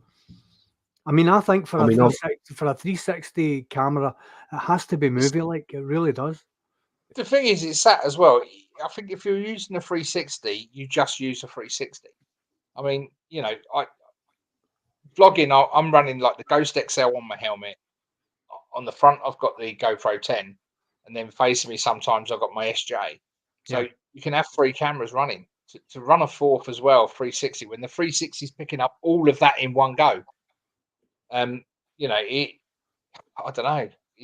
I think if you use it on its own as a standalone with nothing else, it works. But the thing about the 360 the 360 couldn't give you, well, it would give you a rear view of the bike, but you would either have to have it forward of the rider so that you got the face view, or behind the rider so as you get the back view and the rear view of cars that you've overtaken. So unless you had two sitting one The in front only of the other way one around behind. that is I've seen one person's done it and they had it mounted on the top of the helmet. All right, yeah, yep.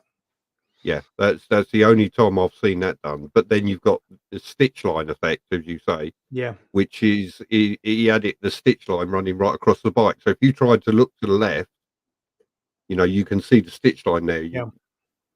Yeah, I mean, it would have been better with it at a 45-degree angle. That's where it gave me the idea, put it at a 45-degree angle, just so it's not straight left. Because people tend to look straight ahead or straight behind or straight to the left or straight to the right.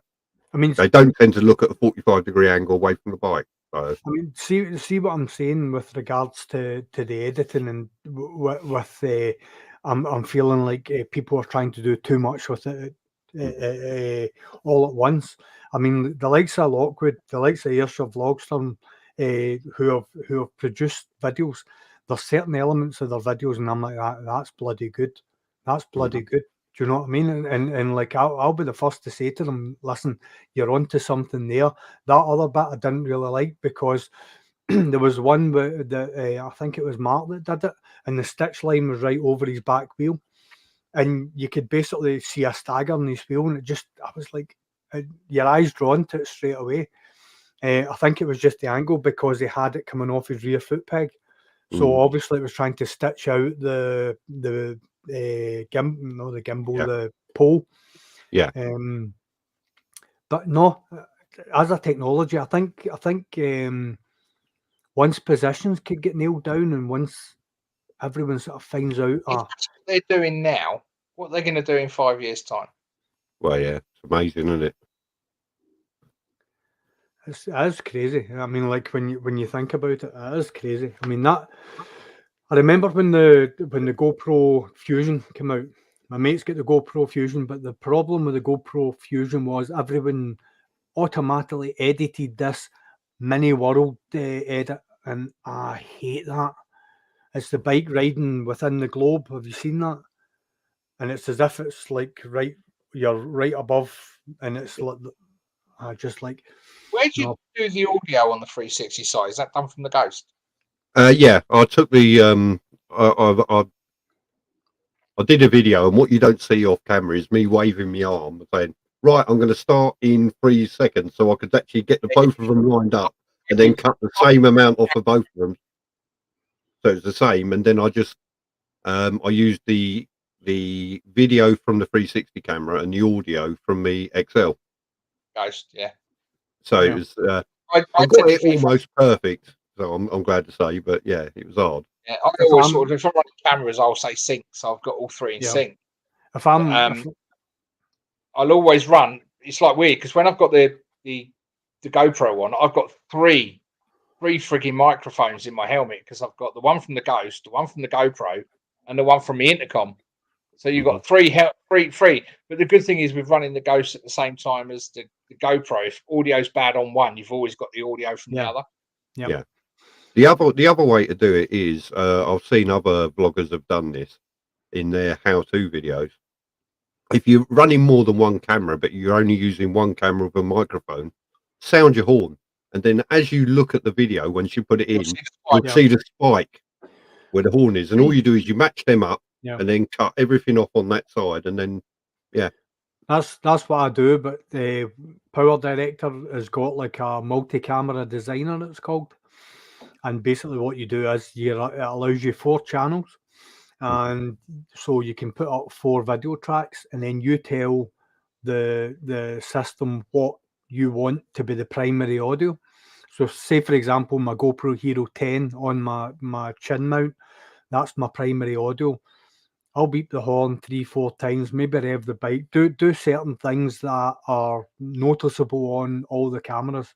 If I'm running 3 cameras, one of which will have my Senna backpack on it, which will be down at the front of the bike.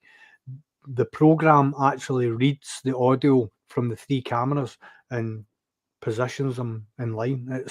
It's very intuitive as to how it works. I've not actually used that. I've been doing it manually, so I'll have to have a look at that. Yeah, it's very good. Sorry, Andy. I think I've got the same software as Simon has. You have, yeah. Cyberlink Power Director, yeah. You have to show me how it works. Yep, as I say, like see when you've uploaded everything onto your media room. If you go up to the top of the screen, you've got like plugins, and one of them's multi-camera designer. So basically what you can do there is press the plus button and drop one of your cameras into the designer, and then go over to one of the other screens and press plus and drop your second camera in, and do the same if you've got a third camera. And then it says audio and source. It says for the audio, you can set that to camera 1, camera 2, camera 3, camera 4, whatever camera you want the source to be, you set that. Right. And then basically you click on audio analysis and then click apply, and it analyzes the audio and it matches, it syncs it all up automatically. That we look at, because I'm probably going to bring 3 cameras with me. Yeah. Normally, last time I went away to Wales, I took my laptop so I can upload everything to the laptop and then clear the memory card. But what I've done, I've bought another 256 gig memory card for the GoPro. Yeah. So I've got 516 gig for the GoPro and 256 gig for the Ghost. So I'm hoping that's going to be enough. To put something together for the trip. I'm sure it will be, but yeah, I mean that yourself, Stu, the GoPro even set on 2.7K, it's a hungry beast. Oh, that definitely eats up the memory card. It's a 126 I've got for mine, and I've got a spare 126 that I carry on the bike as well. And there's been many occasions I'm swapping out, and it's only I've maybe two 256s, so I should be all right. Yeah. And 2 128s for the Ghost. The Ghost lasts quite a while, so yeah. That's why when I do them, you sort of like tend to get a bit of GoPro and a bit of Ghost, bit of GoPro, bit of Ghost. But that's the only way you can do it. Andy, which one's better, the Ghost or the GoPro? The thing is, with the Ghost will record for 9 hours, and it's on my helmet all the time recording, regardless of what I'm doing on the bike. I'll get on the bike, I'll stick record on, and it just catches whatever you're doing. Quality wise, the GoPro is far, far superior. The stabilization and the quality of the GoPro is far superior, but it's massive. A 10-minute clip. If you watch my KTM challenge, you can see my helmet doing that. Yeah, you do. You will not get any of that if you look at the footage where I'm recording. The GoPro is far superior, but you are limited with a 30-minute battery life, roughly. If you're running off a battery, 30 minutes. They're extremely expensive. To get the microphone on properly, you've got to buy a media mod. That's another 90 quid on top of the bloody camera. I've got 3 batteries for it, so I get probably an hour and a half recording. Yeah. If I was going to mount like a GoPro to like the fairing or something, I could just hardwire that in, can't I? Yeah, you could. Yeah. What 2 mounts on one bike. I've got a double USB charger up the front of my bike. I've also got a USB charger under seat. Do you find it can get quite hot though, Stu, when you're powering it up with a battery in, or do you take the battery out and power it up? I don't power it up with the battery. See the USB charger under my seat? I've got like a Teleson. You take the battery out of the camera when you do that. Yep. Yeah. When I'm riding, I've always got 3 batteries on charge. My bike's charging 3 batteries at any given time. Yeah. So, like usually when we ride, we'll ride for 50 minutes. We'll stop. Somebody needs a fag. I don't smoke personally myself, but somebody needs a fag. So while they're having a smoke, I'm changing my camera battery. So I'm 1 battery out, 1 battery in. So throughout a day, my GoPro Hero 9 never runs out of battery, because by the time I stop for 50 minutes, I'm in the second battery, and see by the time I went through the 3 batteries, the first battery that I put in is recharged. Yeah. So basically, it's the same idea. Switch between the Ghost. I'll leave the Ghost on because the Ghost will record for 9 hours. Yeah. So if you're out for day's ride, it'll record the entire ride. Yep. And obviously, I'll switch over to the GoPro when there's something that I think's of interest. The DJI Osmo Action that I've got, you can hardwire it to the bike all day long, and it will record quite happily without any overheating issues or anything. The Hero 9, as soon as you try and charge it and use it at the same time, it freaks out. So See, I've had no issues with my 10 whatsoever, but I've not tried to sort of keep the power on it. I've only ever done it from battery. Yeah. I've never sort of powered it to the bike and tried it. I mean, you plug it in. Why don't you plug it in to charge? If you leave the battery in and plug it in to charge, you can see the bloody thing. Yep. You have to use the external chargers. I think that means crashed. I've had no, like I said, I've had no problem with the GoPro so far. The way I use it. I've got a video where actually a GoPro Hero 4 falls off my bike, and I was doing probably 70, 75 miles an hour, and the footage is actually quite interesting. So you should go on and watch my channel, and you'll see. What's that? I said the biggest thing I notice is the weight of the bloody thing when it's on the front of your helmet. Yeah. I've got modular, and obviously with a Ghost on the side, you don't really notice it's on there. No. As soon as you put that GoPro on the front, the weight, you really feel the weight of the helmet. Yeah. Yep. And especially if you mount the GoPro on the side, and you can actually feel your head exaggerated. You feel it oscillating. I've got a Ghost here. I've got sort of like the Ghost here, and then I've got the GoPro there, which mounts slightly off center, and the bracket comes round. Yeah. And you can really feel the amount of weight. It does drag. But I've been used to the GoPro. It's the only GoPro I've had. I've never had drift. In between the GoPro Hero 4 and the 9, I had the DJI. The only thing that was wrong with the DJI, because even now, I think the DJI is, in comparison to the Hero 9, Hero 10 image and image stability as well. Because, Simon, you'll know this with the GTR, how vibey the wing mirrors are. Yeah. My wing mirrors in the ZZR 1400 are so vibey, but you look at any of my forward-facing videos and they're so still, it's unbelievable. And that's the image stability of the DJI. The only thing that let it down was they allowed a second-party manufacturer to create their audio mic adapter. It's a Chinese company and it never worked. It was so sad. Yeah, see, I find with my Ghost Drift microphone, again, if you watch the video uploaded, the sound quality is crap.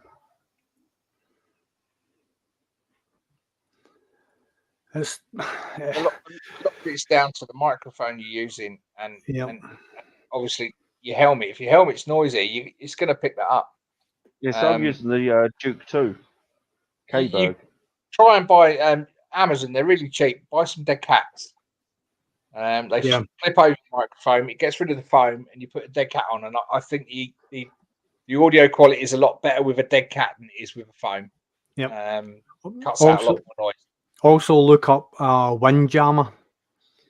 A windjammer is like a neoprene hood that goes to the underside of your helmet, and it basically comes round your neck. It doesn't strangle you to any stretch of the imagination, but what it does is allows the wind noise to pass under your helmet without.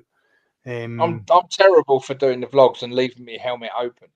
Yeah. But there's part and parcel of riding the bike. If you're getting wind noise and people hear what you're saying and they can hear everything else, it just adds to the video. Yeah. Like I said, I mean, I think Carl Dutz, like Simon said, he's got some of the most impeccable audio. But he has, and he does something very clever with his audio, and he's got his own video on how he does it. So I'm not going to ruin it. But yeah. It's just, I don't know. You expect wind noise and sound of the bike and the exhaust, and you expect to hear that when you're watching them videos. As long as you can hear what people are saying, I don't think it's really a problem. Yeah, see, Simon, what I asked Simon to have a look at the video before I uploaded it to YouTube, to see if it was okay. And Simon said the audio was okay, but I thought it was a bit crap. It actually sounds Yeah, like the that sounds microphone's okay. here. Sounds like I'm kind of eating the microphone. No, it sounded okay. I mean, it's what you get. Yeah, I mean, you've got to understand, or well, we all understand anyway, that the microphone is inside your crash helmet about an inch or two, or not an inch from your mouth, isn't it? Yep. So, All three of the bloody thing. See, what I did was I fitted acoustic foam to the inside of my helmet. okay. See where the front part of my helmet is. Yeah. The two vents at the front of my helmet I've actually blocked off, and Oh, okay. I've got acoustic foam in the inside of my helmet, and I've got my mic sitting in front of the acoustic foam. So the theory is that when I speak into the microphone, the acoustic foam calms Blocks everything out all down. the other stuff. Yep, and the mic picks up. But what I have noticed when I'm riding, even though the wind noise in my ears is like, I've got to speak very, very quietly. Yeah. Because it's a purple panda that I've got, and I find that it peaks very, very sensitively. So you have to be careful. So when I'm speaking, what I usually do is when I start my vlogs, I kind of have to sort of set my audio level. Just I'll start maybe speaking aloud, and then I'll get sort of slightly lower and lower until I know that the film is going to accept it, because you get that. It's funny you should say that, because I mean, I started. I mean, some of my vlogs, you listen to me going up the motorway, it sounds like I'm shouting, but I can't actually hear myself talking, so I'm raising my voice. But the microphone's picking me up perfectly. Yeah. So I had to tell myself, right, okay, you don't have to shout. No, I know. I mean, it's one of the it's one of the misconceptions, because your ears are telling you this is bloody loud, so they're not going to hear me, where the mic's right there. And it's like one of those ones where you're patting your head and rubbing your tummy at the same time. You're having to talk So I've got quiet. to remember, I can just say what I want to say in a normal voice, and it's going to pick me up, even though I can't hear myself speak. My ears are telling me I need to shout. Yeah. Or if you've got some music playing at the same time, because I've always got music playing, I turn that right down, because then that's not going to tell me I need to speak over the music, because the microphone isn't picking them up. If I'm vlogging, I never have music on. Talking to yourself, isn't it? That's the weirdest thing. Yeah. When you're doing a vlog, it's like you're talking to yourself, and then if the missus is on the back on comm, she's going, what? And you're trying to block that out because you're halfway through a vlog. You're like, oh, seriously. I don't mind talking to myself. I'm the only one that listens anyway. So, only sensible person in the room. It's funny when you're on. Andy's saying about that when you're on comms. I mean, I've done it with a wife on the back, and I'm talking about stuff, and and then all of a sudden you get this noise come through. Only in the oh, thank you very fucking much. I've got that bit out there. As one of the things that I would love to sort of look into. My wife does not like motorbikes at all. She's never been into motorbikes, but I would love to, when the kids are up that wee bit, is try and get her out on the back. Nothing like a spirited ride or anything like that. Something just a wee bit calm that we can go for a coffee somewhere. A little bimble. Yeah, so she can get an understanding. I would take her to a place where she'll get a nice wee bit of the scenery that she's probably driven by when I'm driving the car 100 times, but she'll not be able to believe what it's like when you do it on a motorbike. Sit for a coffee, but obviously have the audio and talking to each other and whatever at the same time. I've got to say, 3 years ago when we went up Mumblesy, Germany and what have you, Andy, you led us up there, and I had Tracy on the back, who was on intercom, and we were just looking round, and she was looking around saying, wow, look at this view. Oh, that's so beautiful this way. If we was in a car, she would have been looking at her phone or looking ahead or whatever, not really paying a lot of attention. Sitting on the back of the bike with that little bit further up, and you've got an unrestricted view of what you want to look at. Definitely. I think Simon is the same as me as well. You wouldn't be able to do half as much as you do on a bike if your wife wasn't on board. There's no way my missus would wear me going up to Scotland for a week on retard, going to Europe for 2 weeks.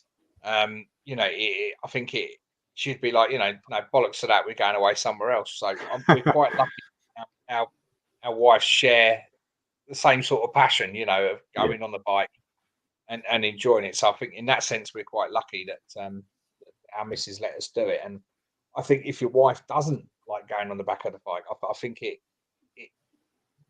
does take away a little bit of what you can do and what you can experience and when you can go away. Like, you know, even if I'm with you there. It's not happened so much over the last couple of years, obviously with COVID and that. But before COVID and that, I'd say to Tracy, I'd say, "Oh, you fancy going here, you know, or there?" And she go, the first thing she says, "Are we going on the bike?" Yeah. Oh yeah, great. Yeah, we can do this and that. And it's like the fish and chip run to Clacton, Andy. You know, it's one of them. You know, just go down there, have fish and chips, come back. Loved it. Absolutely loved it. See, usually with me, it's like I'll ask permission. Listen, I'm going out with the boys for a run. I'll be out all day. Is that okay? Yeah, cool. Go for it. The only time that she like sees me when I come back, it's like that whole "I can't believe I never died" look, you know. And she's like, "You all right?" It's like, "I just need you calm down." I'm going to Germany for 2 weeks. Is that all right? You know what you're going to get told, don't you? Yeah. Yes, see, in that respect, my missus is all right. She just lets you kind of do whatever. Yeah, well, she don't like you. That's what it is. She's got you well insured, mate. That's what it is. I'd say to her, She's sort of, it's gone. Yeah. You going out on your bike again? Hang on a minute. Yeah, we're up to date on the insurance. Off you go. No, she goes, "You're going out on the bike. Here's your keys. Don't take your helmet." Every time I go out on the bike, she makes sure that I've washed the windows and cut the grass. In case. Yeah, no, she's You're pretty lucky, good. mate. I don't go fast enough to worry. Yeah, no, she just lets me kind of do whatever. She's not one of them that says, "Oh no, you can't do this, you can't do that." She's like, "Okay, go on then." I tell her you're going away 3 weeks on a bike, and she'll be grateful. Yeah. She'll be grateful.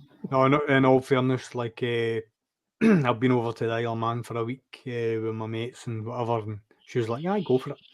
I saved up for 2 years. Do you know what I mean? It didn't have any impact on the family income at all. I saved up religiously for 2 weeks. Do you go away a lot more on the bike if your wife was a keen pillion? Yeah, I would. Yeah. That is a great question, and the answer is 100%, because I would love to take her all the places that I've been on my bike. Is she like 100%? I'm not getting on that back of the bike ever, or is she willing to actually try it? No, 100% no. Yeah, but it's more Martin in motorbike. Never say never. Never say never. Yeah, see, I think the problem with my missus is obviously because of the kids. She's like, "Well, no one ever has the kids really." Like, I can't come on the bike because we can't really leave them behind. You need bigger panniers. Yes. Well, you say that I can fit the little guy in the back box, but she won't have it. I'm the like, thing is I'll build him a bed in there. He'll be fine. Younger children. Oh, here you go. Here's something that'll start an argument. GoPro or Ghost. In my opinion, for everyday riding and recording your rides, and if you're just going like Simon to work, or I'm going over to Darren's, or whatever, 100% the Ghost, because it will give you the longevity of the record. It will record all the time. It will last for a week if you want it to. Brilliant. If you're going to specifically do vlogs and you want detail and you want to be able to freeze it and pick up every detail, then go for the GoPro. But for me, everyday riding, insurance purposes and everything else, Ghost. You had to throw that one in there, didn't you, Stu? Yeah, Andy's right. I mean, the XL, the battery will last 8-9 hours. I have to download it middle of the week because I'll commute an hour and whatever a day. So middle of the week, I'll have to download the memory card in the middle of the week. Otherwise, it will fill up before the end of the week. And what I'll do is I'll throw in a couple of vlogs while I'm riding to and from work, or going to and from Darren's, or whatever I'm doing, and that's what I'll upload. So yeah. But the GoPro, the downside of that is the battery life, and it's very much like the Insta 360. It's about a 50-minute battery on that, and then it's dead. Yeah. You know, so the upside of the GoPro is the quality. The downside is the battery life. Yeah. The Ghost is the a bit like the Insta's the same. It's a really good top quality camera, but the battery life is shocking. The horizon leveling alone on the 9 and the 10 is game changing. It's really weird. You can put that thing at sort of like a 90 to 180 degree angle, and it will still keep the horizontal. Yeah, yep. That's amazing. There's no getting You're away sort of from it. turning your head round with a GoPro. You can see it's quite smooth. If you're turning your head round with a Ghost, you can see it's quite jerky. But for everyday use, I don't think you can beat the Ghost. To be honest, it's quite light. The battery life's phenomenal. The video imagery is still 1080p. It's still great.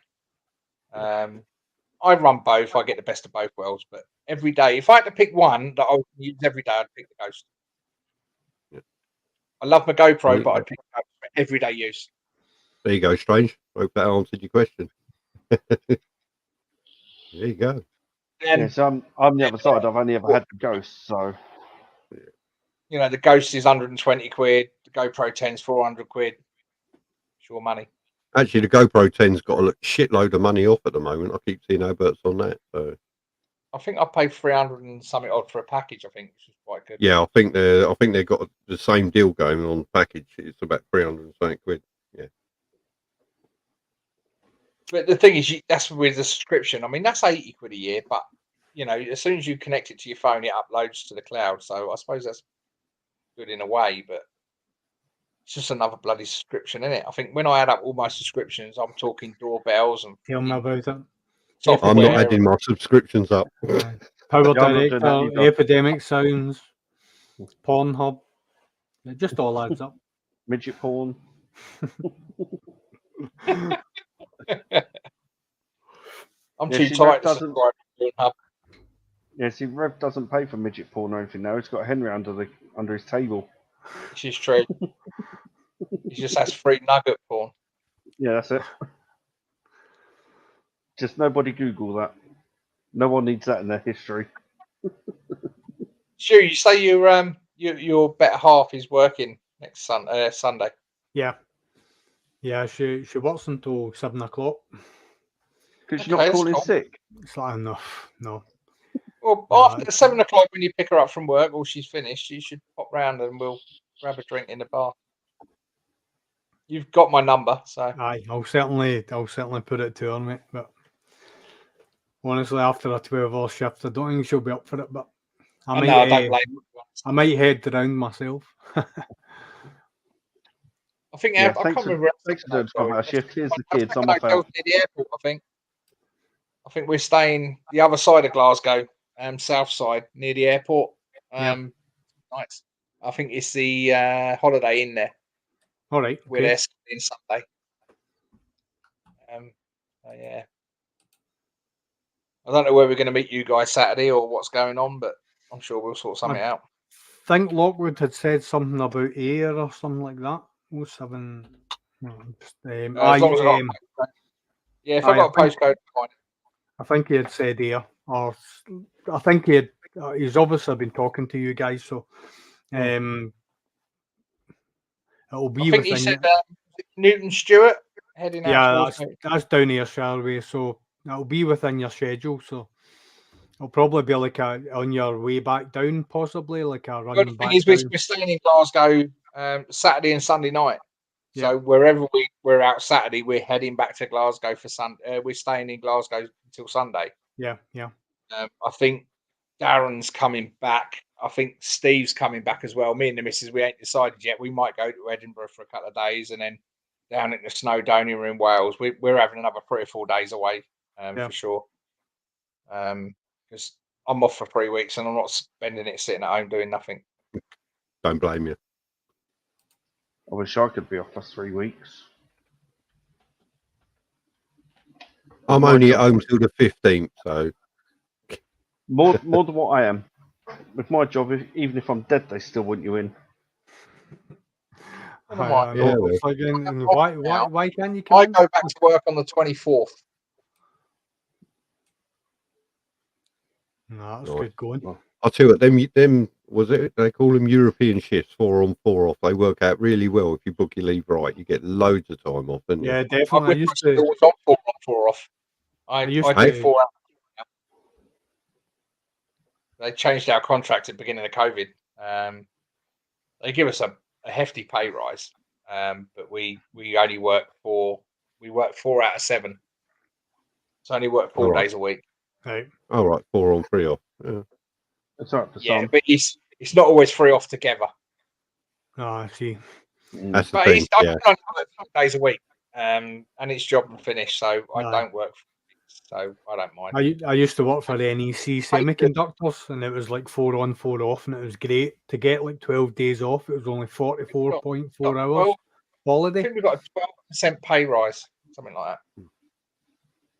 I remember when we was at the ambulance service and we went from a 7-day rotating shift. So you do nights was 11 till 7, something like that.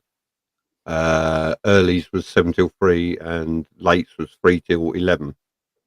Those were the 3 shifts we used to do, and then there was a couple of days off, and then every now and then you got 4 days off. And they took us from that to a 4-day week. So you did 12 hours a day for 4 days. You did 2 earlies, 2 nights, and then 4 off. I thought it was amazing. I was saving half the fuel I ever used to go to work. I was, I had so much time at home. The house never needed anything do to it because after the second day off, I was bored. Brilliant. It was fantastic. All right, you lost weekends, but when you did have your weekends off, they were great. You got half the weekends off, and half the weekends were long weekend. Yeah, it was great. I used to love it. 4 on, 4 off. And I don't mind. Yeah, I'll set. and then if you want to do overtime because you want to go away on holiday, it's like, okay, I can work 2 days overtime. That's 24 hours a week overtime. I'm working. I'm still getting 2 full days off. It was great. Yeah, so my job used to be job and knock, and then they recently changed our contract, and now they can book jobs in from 6 till 6. Once I've done my work, there's nothing more I can do. I go home. Yeah.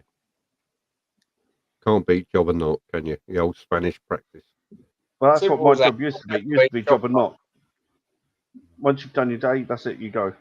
Mm-hmm. Yeah, I'm not changing. I'm staying as that. And then I joined my current employer, and I got to become a union representative, and I'm on full-time release now. So, and I work more hours now than I would do if I was just working. So yeah, my job, unfortunately, like once you're in the hole, that's you. You're in the hole for the whole day. Mm-hmm. So I'm a gynecologist. So hey, boom. What a shit. What are you? Some kind of cunt? It's a job, and someone's got to do it. You've got to be a right arsehole. Every one of my patients is the right cunt. Yeah. Where will I put my clothes, doctor? Next to mine.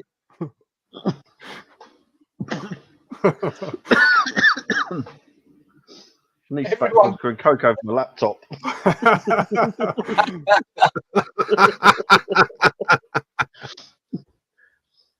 You would just seen smoke come out of my laptop up to the camera. Yeah. Gotta laugh, haven't you? Fuck's sake, Stu. Oh, well. So, Jubilee weekend, 70 years. I know.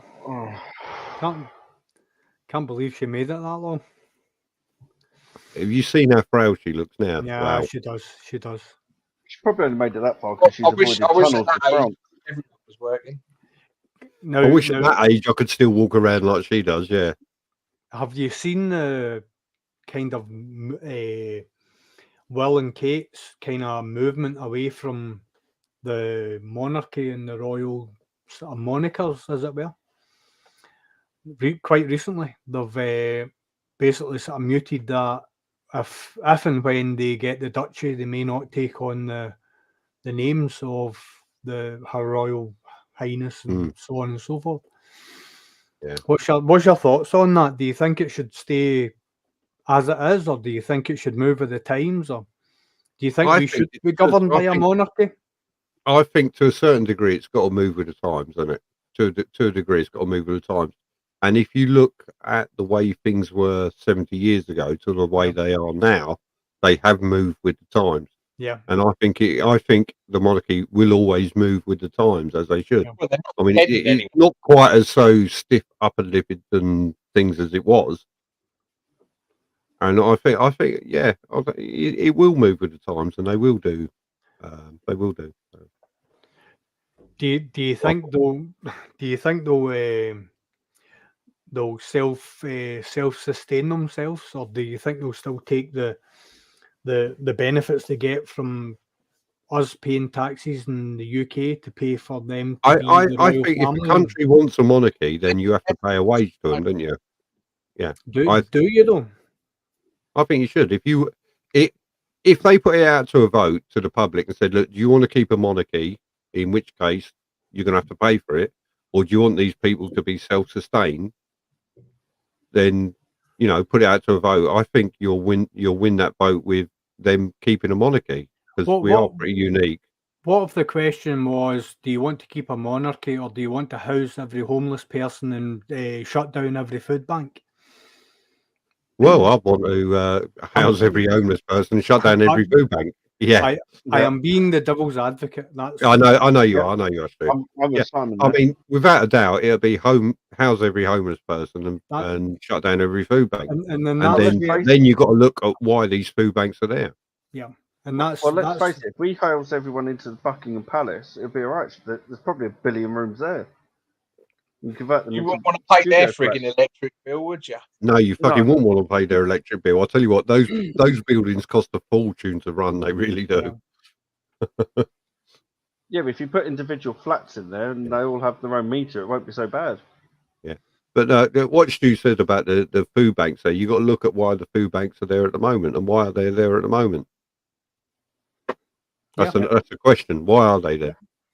Because go back to what we had this conversation, we'd all be shot, hung, drawn, and quartered. Yeah. Oh, I'm up for I'm being not. The food banks aren't there because we got a monarchy. Yeah. No. They're there because of the they're not. government. That's The food banks are there because of the Conservative government. We haven't had as many food banks as we got now under any other government than we do under Conservative. That's true. Here's an interesting thing for you as well. With rising electricity costs, gas costs, and fuel costs, why is it not reflected in the stock market, the world stock market? Why is the worldwide stock market stable at a time where the rest of the world is in turmoil? Yeah, that's a good question. That's because of the people that have got all the money. Exactly. And that's the oil companies and the electricity companies and fuel companies. Yeah. They got all the money. If you got the money, you can control these things. Yep. The other thing I don't get is what they call it, the Illuminati or whatever they're called. The top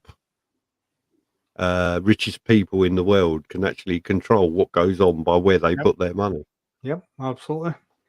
But I don't get it. If you've made all these £1 billion like BP have, for instance, why would you announce how much extra profit you've made? Because you have to as a public limited company. Yeah. Legally, you have to. Yeah. And I'll tell you what. When the CEO of BP or wherever it was that came out and said, no, if you want to give us a windfall tax, that's fine. We've got more money than we know what we can do with. The first thing he's thinking of, you hit us with a windfall tax, I'm putting the price of fuel up. Yeah. Yep. That's exactly what they'll do. You look at the situation we had in 2008 when the banks collapsed. Yeah. This was the first time in a long time that the government had control over the banks. The government called the shots, and they basically said, we will give you the money, but you have to do this, and this. And the banks turned around and said, yep, 100%, we will do anything that you ask us to do if you give us the money. What happened as soon as the banks get the money? Mm-hmm. Yeah. Every single promise they made was broken because they got control again. It's like, and we're still playing those people that got paid huge bonuses. They're still getting paid huge bonuses. They're still getting paid huge salaries. Absolutely. I mean, like Northern Rock, they kind of sort of fell on the sword when it came to the subprime market, as it were. I don't know if any of you have watched The Big Short. Have you ever seen that film? You should watch it. Brad Pitt's in it, but you wouldn't know that it was Brad Pitt because there's a film called The Big Short, and it's all about the 2008 crash. And it was predicted because what happened was during the Wall Street crash in the 1920s. After the Wall Street crash, the UK and American governments signed a treaty to state that they would not allow the subprime markets to be basically bet on, because that's what stock markets is. You're betting on, you're predicting trends. That's basically what it is. Yeah. So they stopped that from being allowed to happen, and it was only when Tony Blair and George Bush were in power that they actually tore up that treaty and said, you know what, we're going to go for it again. And that's when the market, the housing market and all that accelerated. That's when Northern Rock were offering mortgages at 5 times your salary. I mean, that makes me feel 5 times your salary and 125% of the property value. Yeah. That's what they were doing. Yeah. But they were the first ones out of debt. Yeah. Because what they did was made 1.5 million people homeless straight away. Yeah. And because they I do remember the 2008 crash, because that's the first time I ever went to America, and I was getting $1.96 to my pound. I was a happy tourist. I remember when I went to Vegas and I come back with a load of dollars, and I sold the dollars for more than I got when I went out. Yeah. Yeah. Simon's walking about America like that with the dollars. I'm in the money, man. No, I'll tell you what, I used to get paid, what was it, £450 a week back then in 2008. That's what I was taking home a week. And while we was out in America, on the day I got paid, we was out there, and I said, I'm going to go down the cash machine. I'm going to draw money out. I know it's going to charge me fucking $5 or whatever it does, but I'm going to get some money out. So I've gone down there and I've gone, put my card in, yep, $300. And it's counted at $300. I walked away from the machine. I went, hang on, that's only 150 quid. I went back and got another $300 out. You know, gas was costing me, I think it was $2.50 a gallon. You could buy a comparison. A packet of cigarettes over there was 98 cents at the time. It was pennies. It really was nothing. And I was like, I'm a big man walking around town. You know? That was a good time. We was up because flew into Pennsylvania, and we drove up to Maine to see some friends. And yeah, it was good fun. It was good fun. Had loads of money. Just like that, wasn't he? Yeah. You know I was, and I weren't doing that with $1 bills. That was 10.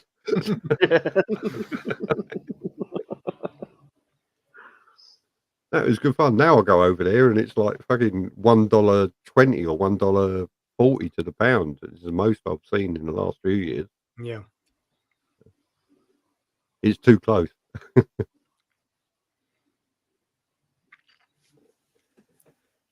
Is that the Scottish talking in you, Big? Distracted naked attractions on the bird's quite fit. My bad. Naked attraction. Was that the leg cross moment?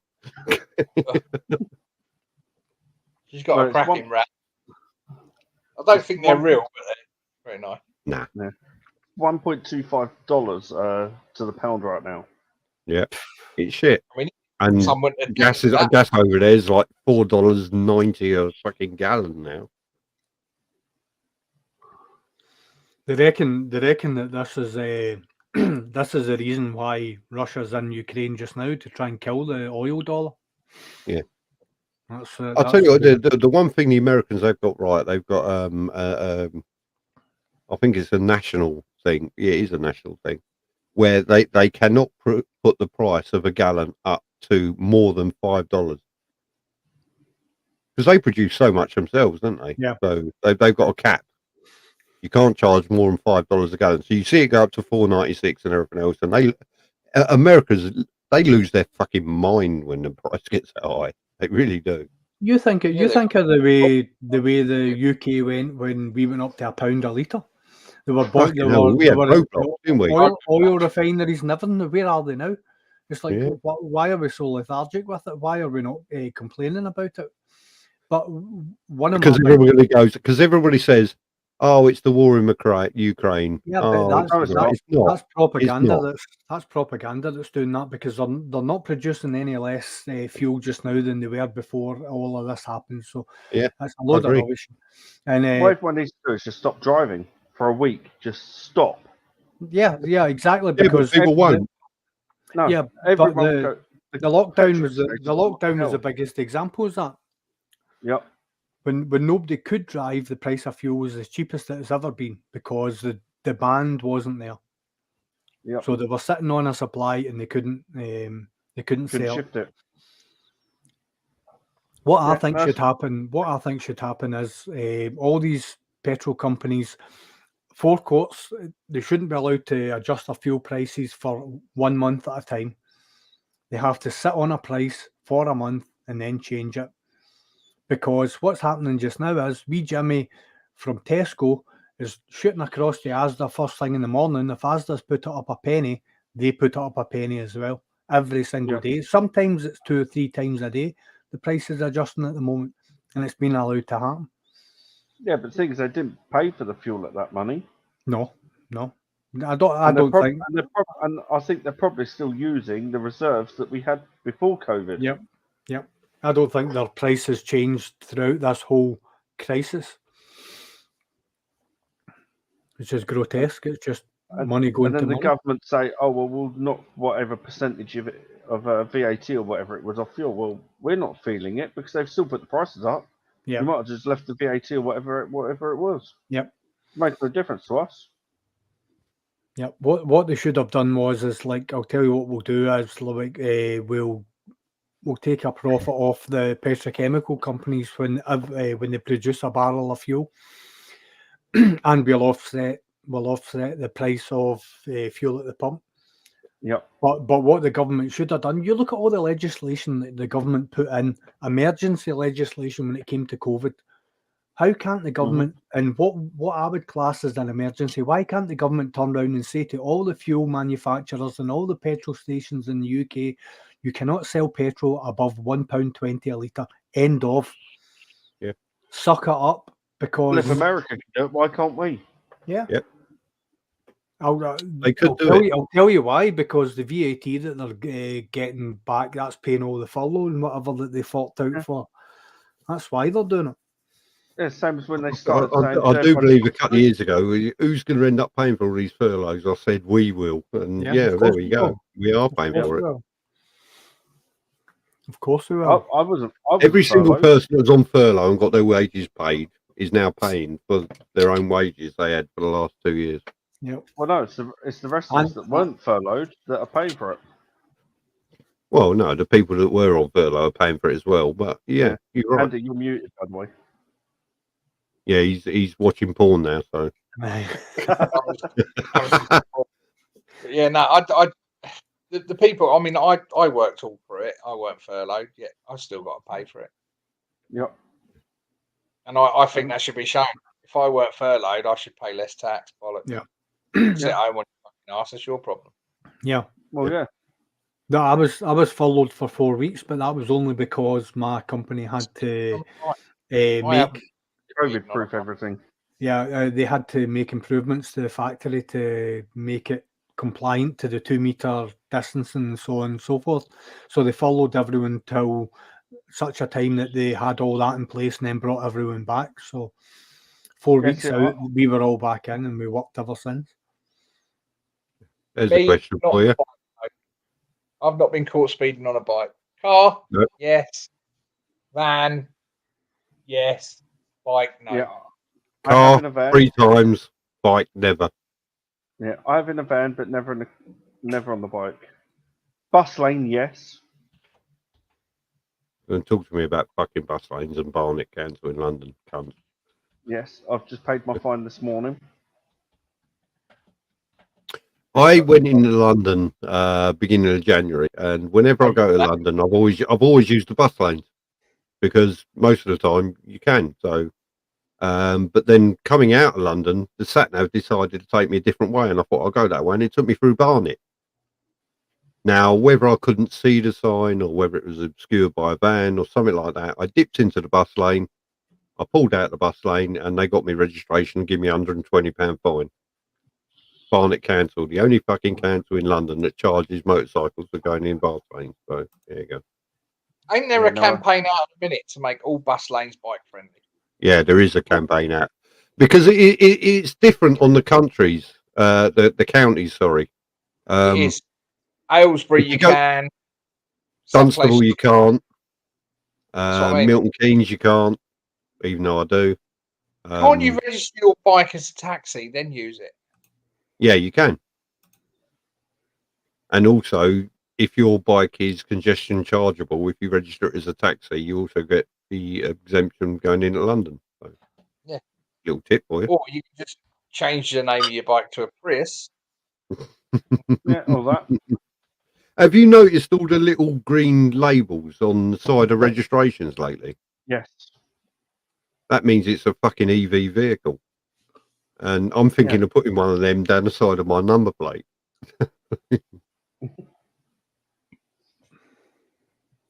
Because apparently if the council see that, that's exempt. So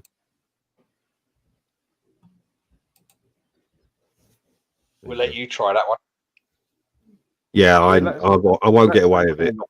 My motorcycle's compliant anyway. I can go into ultra low emission zone and I don't get charged, as I discovered. So yeah, that's the same. Obviously, mine's yeah, yours is compliant anyway. Any motorcycle after 2007, I think, is yeah, mine's a 12. exempt. Yeah, is exempt from the low emissions or the ultra low emission zone. I found out by accident because I went to Birmingham for an event and I didn't know my hotel was right in the middle of the ultra low emission zone. And it weren't until I was riding through the road in Birmingham when I looked up and saw this sign that said, "You are now entering an ultra emission low zone, blah, blah, blah, this number." It had a load of information on there and you get charged if you go in there. I'm like, oh shit. So I pulled up at the hotel, parked in the car park, went in the hotel, got the laptop out. The first thing I started Googling was right, let's find this little low emission zone. Let's put my registration number in and bum, bum, bum, no charge. Thank you. That was the second happiest time I had in that hotel. Second. First didn't involve a certain video in a box of tissue, did it? No, but if you've ever been to Birmingham, outside the corner of every hotel is a load of fucking women that will make your night. Yeah. I know. I go to Birmingham regularly to work, and yeah. Simon, I will warn you that Tracy's only in the next room. She is, and she can hear every word I'm saying. And if I was being serious, I wouldn't say it, would I? No, I actually want you to speak louder because I actually want to see her hit you. No, it makes great viewing. Makes great viewing. Yeah. I got to get up early. I've got stuff to do. I've got to pack. I've got to go up and see these guys over here. Off early Sunday, so I'm going to shoot off. I've got a lot to do tomorrow, guys. I'll speak to you next week. Right, love to you and Shell from me and Trace. Yeah, and back to you. All right, guys, have a good evening, and I'll catch you all later. See you later, Paul. Andy. Cheers, buddy. Bye now. And it's going to be a fun time meeting Andy, I'll tell you. Definitely. Excuse me. Definitely, the well's meant to be good as well. So. Oh God. No, 80 mile an hour on a twisty, so it's a 60 and you're 20 over. Oh dear. Well, on here, I won't declare what speed I was doing, but on the way back from Oakley yesterday, the wife was 10 miles ahead of me. I managed to catch her up a few miles away from home. And cool. Yeah, so I managed to catch up a few miles from home. And I know by the tracker on my car, I know what speed she was doing, so I'd hate to think what speed I was doing.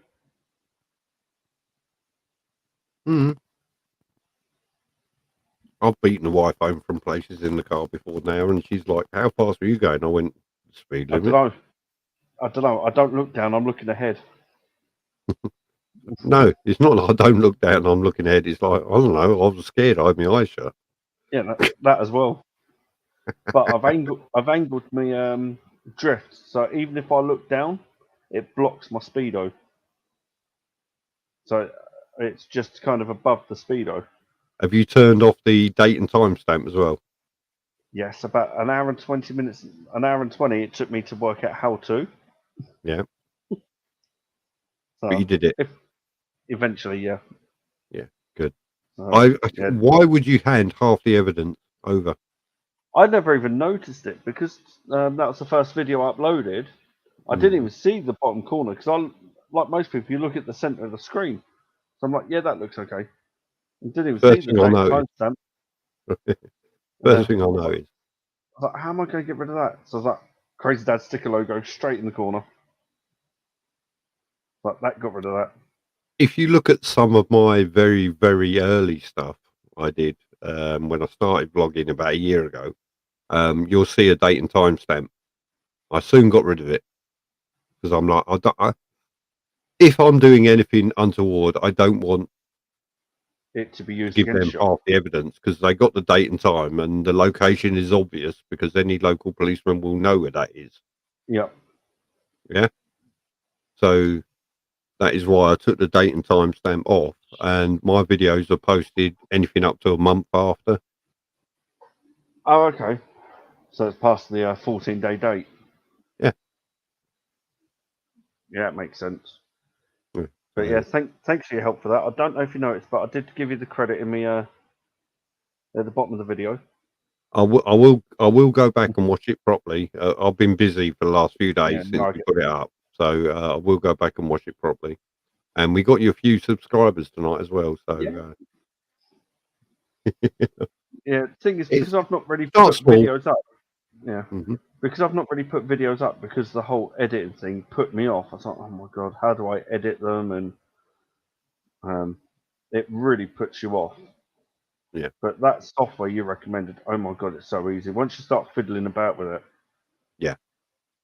You're not a silly man as well. You're quite technically minded for the job you do. So yeah. Yeah. So it's a literally putting A with A and B with B. Yeah, pretty much. Yeah. And Cyberlink makes it so easy. And there's there are loads of videos of what you can do with Cyberlink as well. I mean, there's loads of videos. They've got their own YouTube channel, which you can go and watch all sorts of stuff. And, I didn't even know that. Yeah, no, there's loads of stuff on there.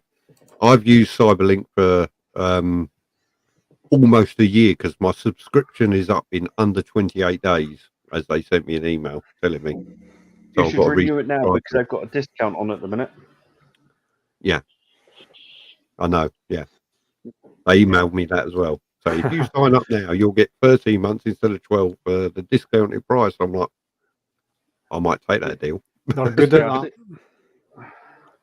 Yeah, I think that's what I got. I got 13 months for the price of 12 for like under 40 quid. And I was like, fuck it, I'll just pay it. Yeah. Yep. I'll upgrade mine at Christmas every single year because the Christmas deal's the best. Yeah.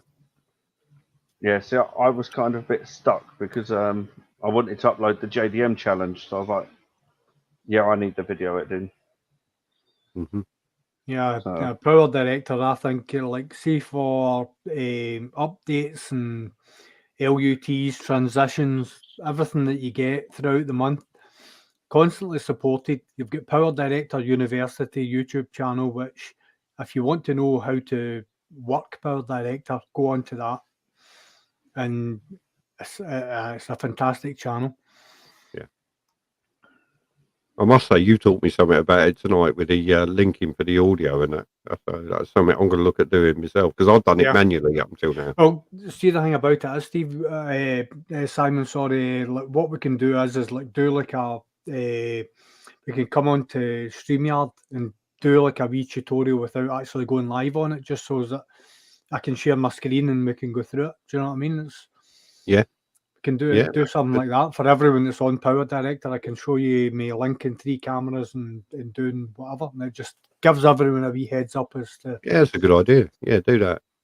Yeah, but I mean, I did the how to use Cyberlink basic video. Yeah, that was idiot proof. It's something that I don't want to start putting onto my, like you said about bikes. I don't want to do how to's. It's like how I do's.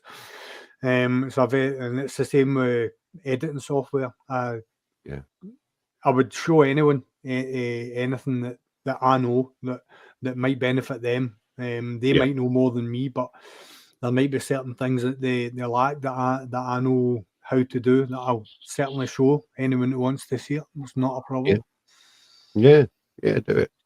I mean, I'll do a few how-to videos. They're normally how to fix something on the computer, on the bike, but my bike. But yeah, not how to start it when your key fob battery goes flat. Yeah, see, Rev That's a needs real to do pain in the arse when it does happen. Yeah, see, Rev needs to do his one of how to bump start a GTR. That's something I still would not want to do. There's so much compression. You also need the power in there to get the fuel injectors charged. Otherwise, it will not bump start. Yeah, that's something you got to think of. I think it was the second year I had the Big Z, and I'd parked the bike up and I'd left the ignition on, so the lights had been on while I was sitting. I've done that. And when I went to start the bike, it was like nothing. The starter wouldn't even click. I was like, my mate, this battery. And like, it was only him and I that were out for a run. And the forecourt had a very, very gradual sort of decline. So we managed to push the bike up to the sort of top of the decline. And it was luckily there was a car driver there that saw how big the bike was, and he's like, I'll give you a hand. And we just managed to get this bike turned over by the end of the forecourt.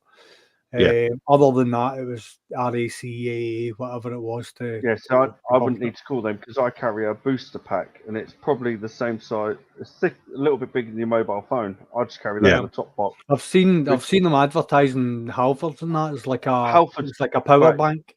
Yeah. Get the 3.5 litre one from Halfords, because that's what I've got. Right. And it will start anything you've got. Yeah.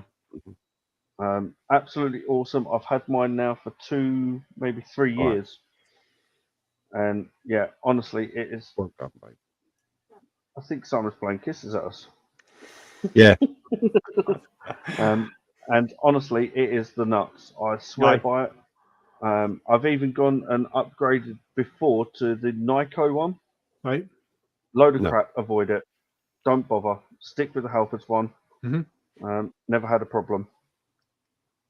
I had one that was absolutely brilliant until I went to use it. I'd had it. I had it under my seat of my bike for fucking ages, and I thought I'll just take that out and charge it up. I took it out to charge it up, and it wouldn't charge, and it was fucked, and it was just over a year old. Yeah. I think the vibrations under the bike, it just fucking ruined it. So. Yeah, no, I keep mine in my top box, and after I use it, I plug it on charge the night before. If I go out, I just chuck it in the top box and I'll chuck my hoodie or whatever in the top box and just go. It's a handy thing to have, as well as motorcycle jump leads.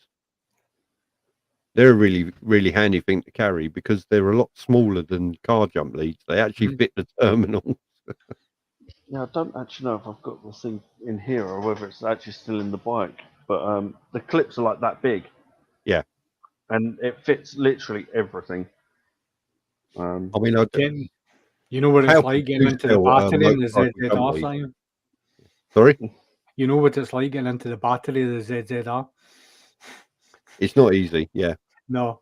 But you got the negative. Is it the negative or the positive plate at the front you can clip onto? You have on the GTR. It's wired up to the front, isn't it? So the negative terminal sit on the frame. It's like you've got the flying leads that go onto the frame, and then the positive through the back. But you could always add an extra jump pack part to put like a negative, a positive feed down by the negative. So you got to just clip onto that. You haven't got to access the battery anymore. You get like a remote lead, which goes onto your positive and negative that's got waterproof connections on it that you can plug straight into your battery charger. It just sits remotely in your bike somewhere. Oh, okay. It means that you don't have to take panels off and stuff like that at the side of the road. But yeah, see, for mine it's easy. You just take the back seat off, which is done by the key, the pillion seat, and then it's 2 Allen bolts, and your seat comes off, and the battery's just there. Yeah, it's like panels, 2 panels and a bracket to get into the ZZR, and it's like I do carry all the bits. I do carry the Allen keys, 5mm, 4mm, 10mm ratchet with a socket and whatever that will take the battery out at the side of the road, but it's a faff. So I've got one of them. I always wanted to get the Denali do a battery pack that you can put under your seat, connects to the battery and your auxiliary, and it's got a load of terminals in it. Right. So you can have you wire stuff straight to that to run off either auxiliary or off of direct battery. Right. And it's handy for heated grip, sat nav, and all the rest of it. So you can decide if you want them to run auxiliary or permanent live. Right. And that will be really handy to backwire into the battery for a jump start. Yeah. Because you literally lift the seat up straight on the terminals and away you go. So yeah. But the downside is that is 110 quid. But you could run it through. You could run it through a relay. Yeah, you could do. Yeah. You could run it through a relay anyway. It's like the likes of the Motobat that I've got. It's like the 2 positives, 2 negatives. You could have a positive and negative going through a relay, which only switches on when you switch your ignition to on, which gives it the positive feed that goes in and switches the relay, which gives you the power. It's the same idea. Yeah. What's the price of a relay and then wiring it in? It's not £100 and odd. No, it ain't. No. And an inline fuse as well. You know, it's like where there's a will, there's a way. Sure, somebody's tried. See, everything I've wired to my bike, I put an inline fuse onto it. Yeah, so it'll blow it. That fuse, nothing else. Yeah. You've got to. I've got like my USB, my up front, I've actually got a rocker switch on it as well, so I can switch the live off, so it doesn't sit permanent live. I discount it's like it's got like an LED light on it, so when I'm riding my bike, I can switch it on and power my cameras. When I'm not using my cameras for that purpose, I can switch it off, and I know that it's not running power to it. Yeah, see, everything I've run, like my TomTom Rider sat nav, heated grips, I've run all that to an ignition feed. So as soon as you turn the ignition off, take the key out, that's it, it's dead. Yeah. It'll be a nightmare trying to. I don't like the whole idea of the rocker switch. Yeah. Even with what I do, I fit like 360 cameras to trucks and do Royal Mail trackers and stuff. And I hate having to put holes into vehicles. Absolutely hate it. You'll not like the fact I drilled into a carbon fiber infill panel then. No, no, absolutely. Even like brand new vehicles, you've got like we've got a big contract with a recovery company. I won't name them. And you've got to drill holes into stuff, and you're like, no, why? I actually did a video about it, and somebody like, hey, what are you doing? It's carbon fiber. What are you doing? I said, because it's my bloody bike. Leave me alone. I'll do what I want. Yeah, no, I absolutely hate having to put holes into stuff, because once you've got that hole there, if you decide at a later date, I want to take that out, that hole is still there. Or you've got a rocker switch now that's going to have to stay there, but don't do anything. Yeah, I might just, I don't know, connect it to a vibrating cock ring or something like that. Because I'm always going to own the bike, so it might change purpose, but it will still. You might as well do something for your own pleasure. Yeah. Yeah, no, I just hate it, because of the fact I've done it to my own vehicles and put holes into stuff. I'm like, I'm ripping that out. I don't want to. I'm like, Yeah, but now I've got a hole in the dash. Yeah. So yeah, it's horrible. There's got to be other ways round. Like, could you not have put a rocker switch on the handlebars? Yeah, probably, but it's a bit condensed in there at the best of times. Aye, I probably could have done, but I don't want a wire that's potentially moving from left to right constantly that could fray, split, short. Just put your wiring into a split conduit. Yeah, That'll protect that.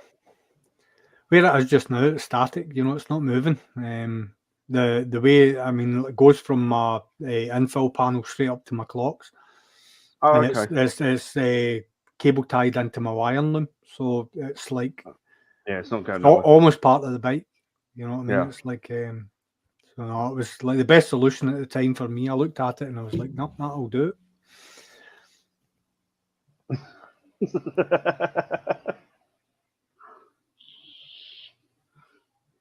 Yeah, no, I'd say it's modifying your bike is down to personal preference. Yeah. And whatever's easier for you. Yeah. Well, it's whatever you want. I mean, look at me. Yeah. I've got a great big screen on my GTR, and putting a hole a little tiny screen that's taken away the fact he's got a GTR. Yeah. In my opinion. The thing is, I could put a hole in for a rocket switch for I would put spotlights onto the crash bars. I could put a rocker switch on for that. But I'm not going to. I'm going to run it up to the side light. So on the Yamaha, when you put the ignition on, the lights come on anyway. So I'm just going to wire it into that. That's what the picture of Simon's bike there now, because I've got the day running lights myself. I haven't fitted them yet. And that's what they are. That's like the white. They are just so easy to fit as well. I've actually got 2 sets of them sitting in my lockup just now because I ordered 1 set and they sent me 2, which was nice. Oh, no, fair enough.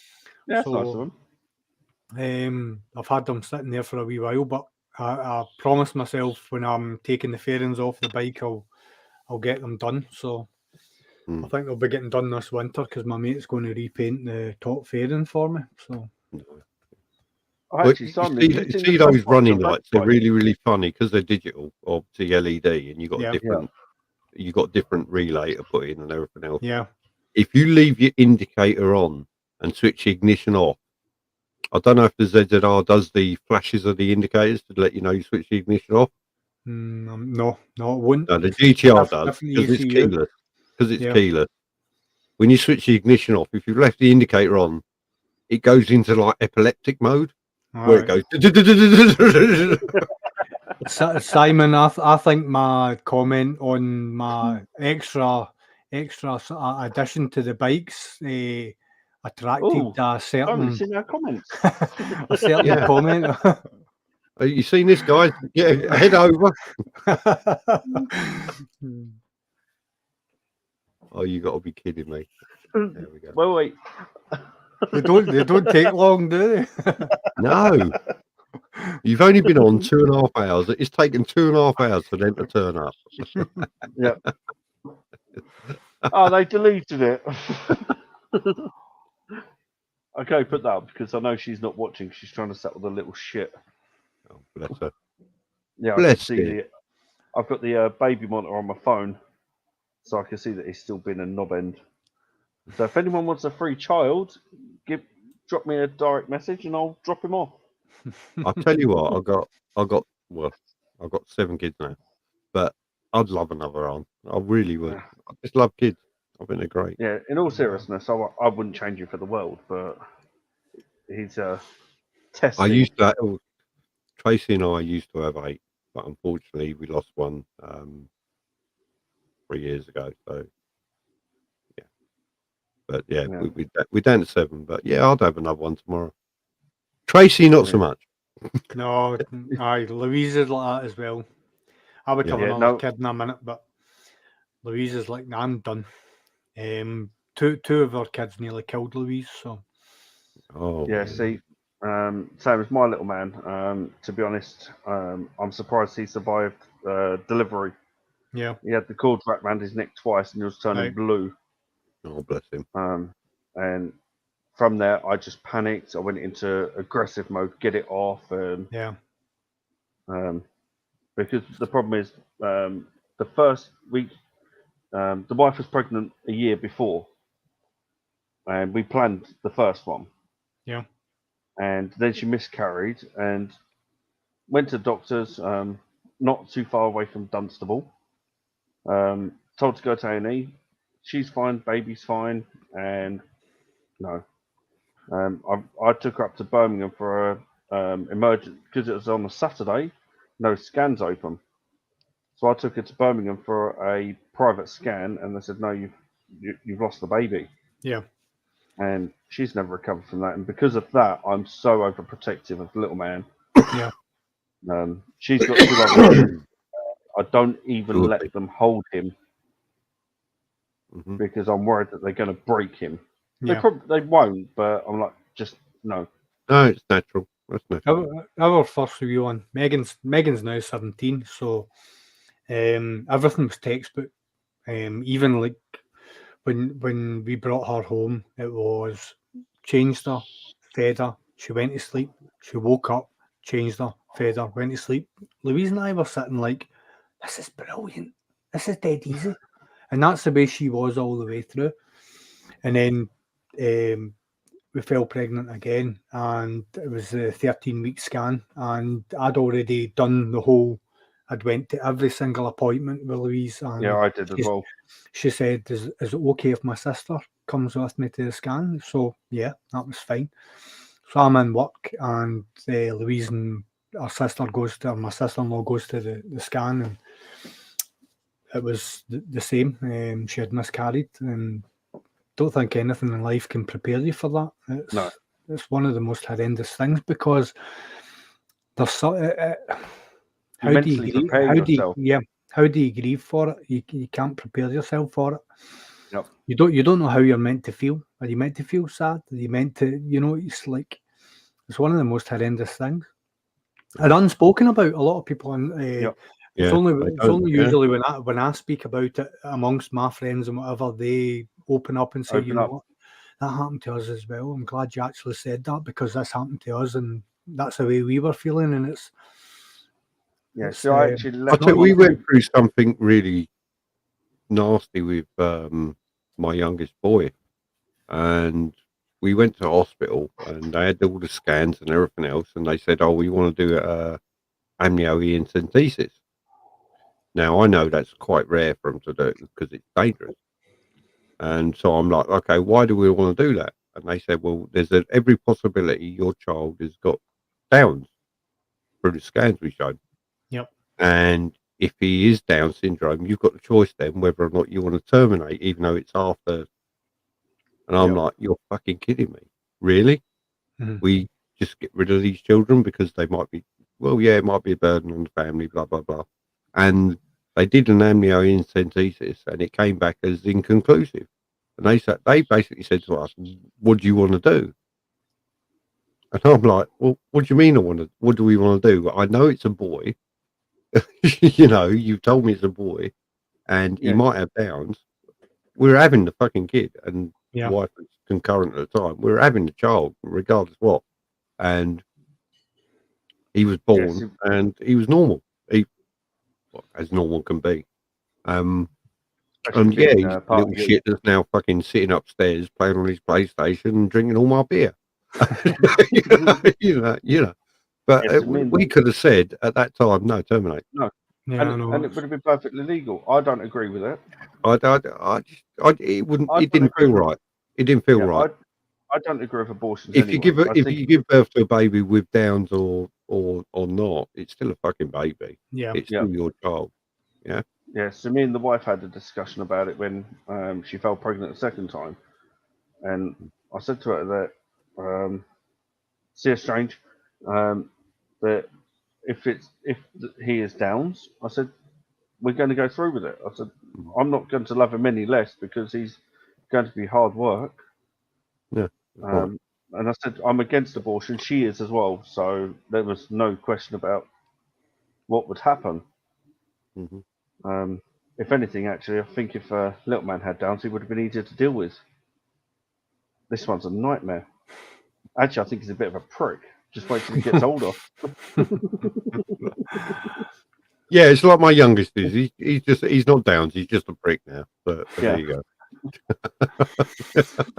Watch all this side chat when it starts going a bit mental. We go, you can't call your son a prick. You haven't got kids. You haven't got kids then. All my kids are pricks. But and I love them for it. Yeah, I wouldn't change it. I wouldn't change it for the world. No. I hate going to work from the fact that I have to leave him behind. Yeah. Been there. The problem is that, especially doing 6 till 6, you miss out on 12 hours of their life every day. And there will be things that I'll miss out on. Like his first words and first steps and stuff like that. And I'm not mentally prepared for that yet. My youngest is 24. There you go, Paul. Shows how old Simon is.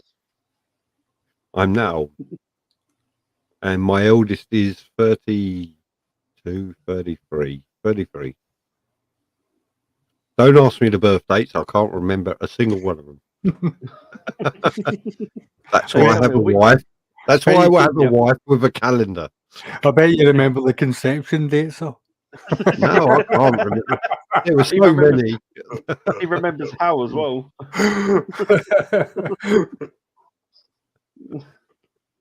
But yeah, no. Simon, did you ever let your kids hold the younger one or not? Yeah. How did you deal fuck with me, that? the older ones were the babysitters. I had that many. So, with your youngest, how old was your oldest? If that makes sense. Would have been 10. Yeah, see, the wife's oldest one is 12. And obviously, Is it a boy? Yeah. Don't let him hold him. He's swinging around by the leg. I do that anyway. By his ears. Actually, I don't do that. Don't report me. Our eldest was the girl. Yeah. So yeah, the girls are more maternal and they're more like cuzzy. Right. Right, you hold there. Do not fucking move. I'm going to make a cup of coffee. You know. The thing about it is, what you have to remember is they bounce quite well. Babies do. I remember. Yeah. I do. I do. I remember. You're right. Just I killed remember. Yeah. I remember the first time I dropped one of the wee ones, and I was like, "Oh," to the wife. She was working. I was looking after her. Dropped the wee one. She fell off the bed, and she's like, "Don't worry about it. I did it last week. It's fine. You know what I mean? It's part of the learning process." Apart from any damage to the internal organs, actually, babies' bones are very, very soft and supple, and they bend more. They will not break, or they very rarely break. And then my youngest, Charlie, bless him, he's upstairs asleep right now, and I could throttle him sometimes, but he's a lovely kid. But he crawled around for a week with a dislocated elbow because we did not know. Mm-hmm. He'd obviously fallen backwards, as the doctor described it. He said, "Does he hold on to things while he's walking around?" I said, "Yeah, he does it all the time." He said, "Well, he's obviously fallen backwards while holding on to something and not let go, and it's dislocated his elbow, and then he's let go and landed on his bum like he usually does." And we noticed there was something wrong with him because he was crawling around, but he was only doing it on one hand. Yeah. And it's all like, "Oh, what's wrong with him?" And then when you started moving the arm, he moaned. "Oh, let's take him to the doctor." And the doctor said, "Yeah, he's dislocated his elbow." Here, look. Clonk, it's back in. Yeah, so what you should do is get him to hold on to something solid and just swing him a little bit and he'll put it back in place. It's basically what the doctor did. But yeah, the doctor just relocated his elbow and said, it happens sometimes. Oh, like we're really bad parents. Our child has got a dislocated elbow. Actually, no, it's fine. It happens more often than you think because the bones are so soft, they bend. Yeah. And he just pulled it and pop, out it came. Yeah, so I'm sure that because he's that young, it's just push it back. There you go. So I'm sure your first child is out there to test you. So little man used to hold his breath while drinking milk and then suddenly start gasping for air. Yep. And I'm like, what's wrong? What's wrong? What's wrong? So I had him in A&E a few times because he was gasping for air.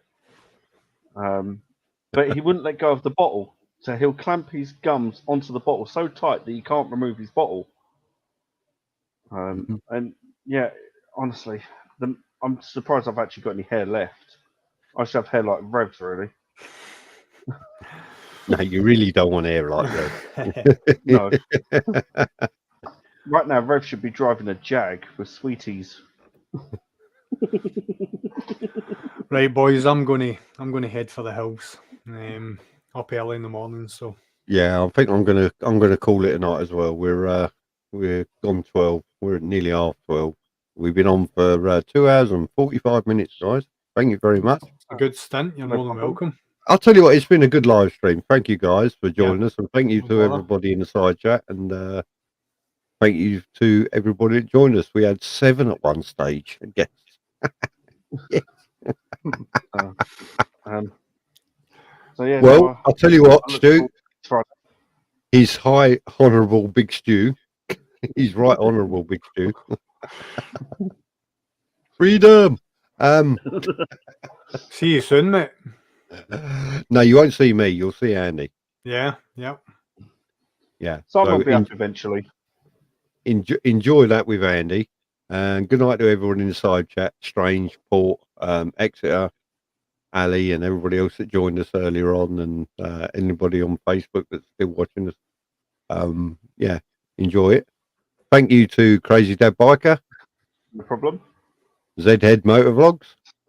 Cheers, man. It's a big goodbye from me, and I'm going to play you out with my intro because I've got good at this fucking StreamYard stuff. I think I can do all sorts of stuff with it. So, yeah, as I always say, keep it rubber side down, shiny side up. Talk to you soon. Take care. All the best. Bye for now. So that's Simon. That's Ed. Right. See you later, man.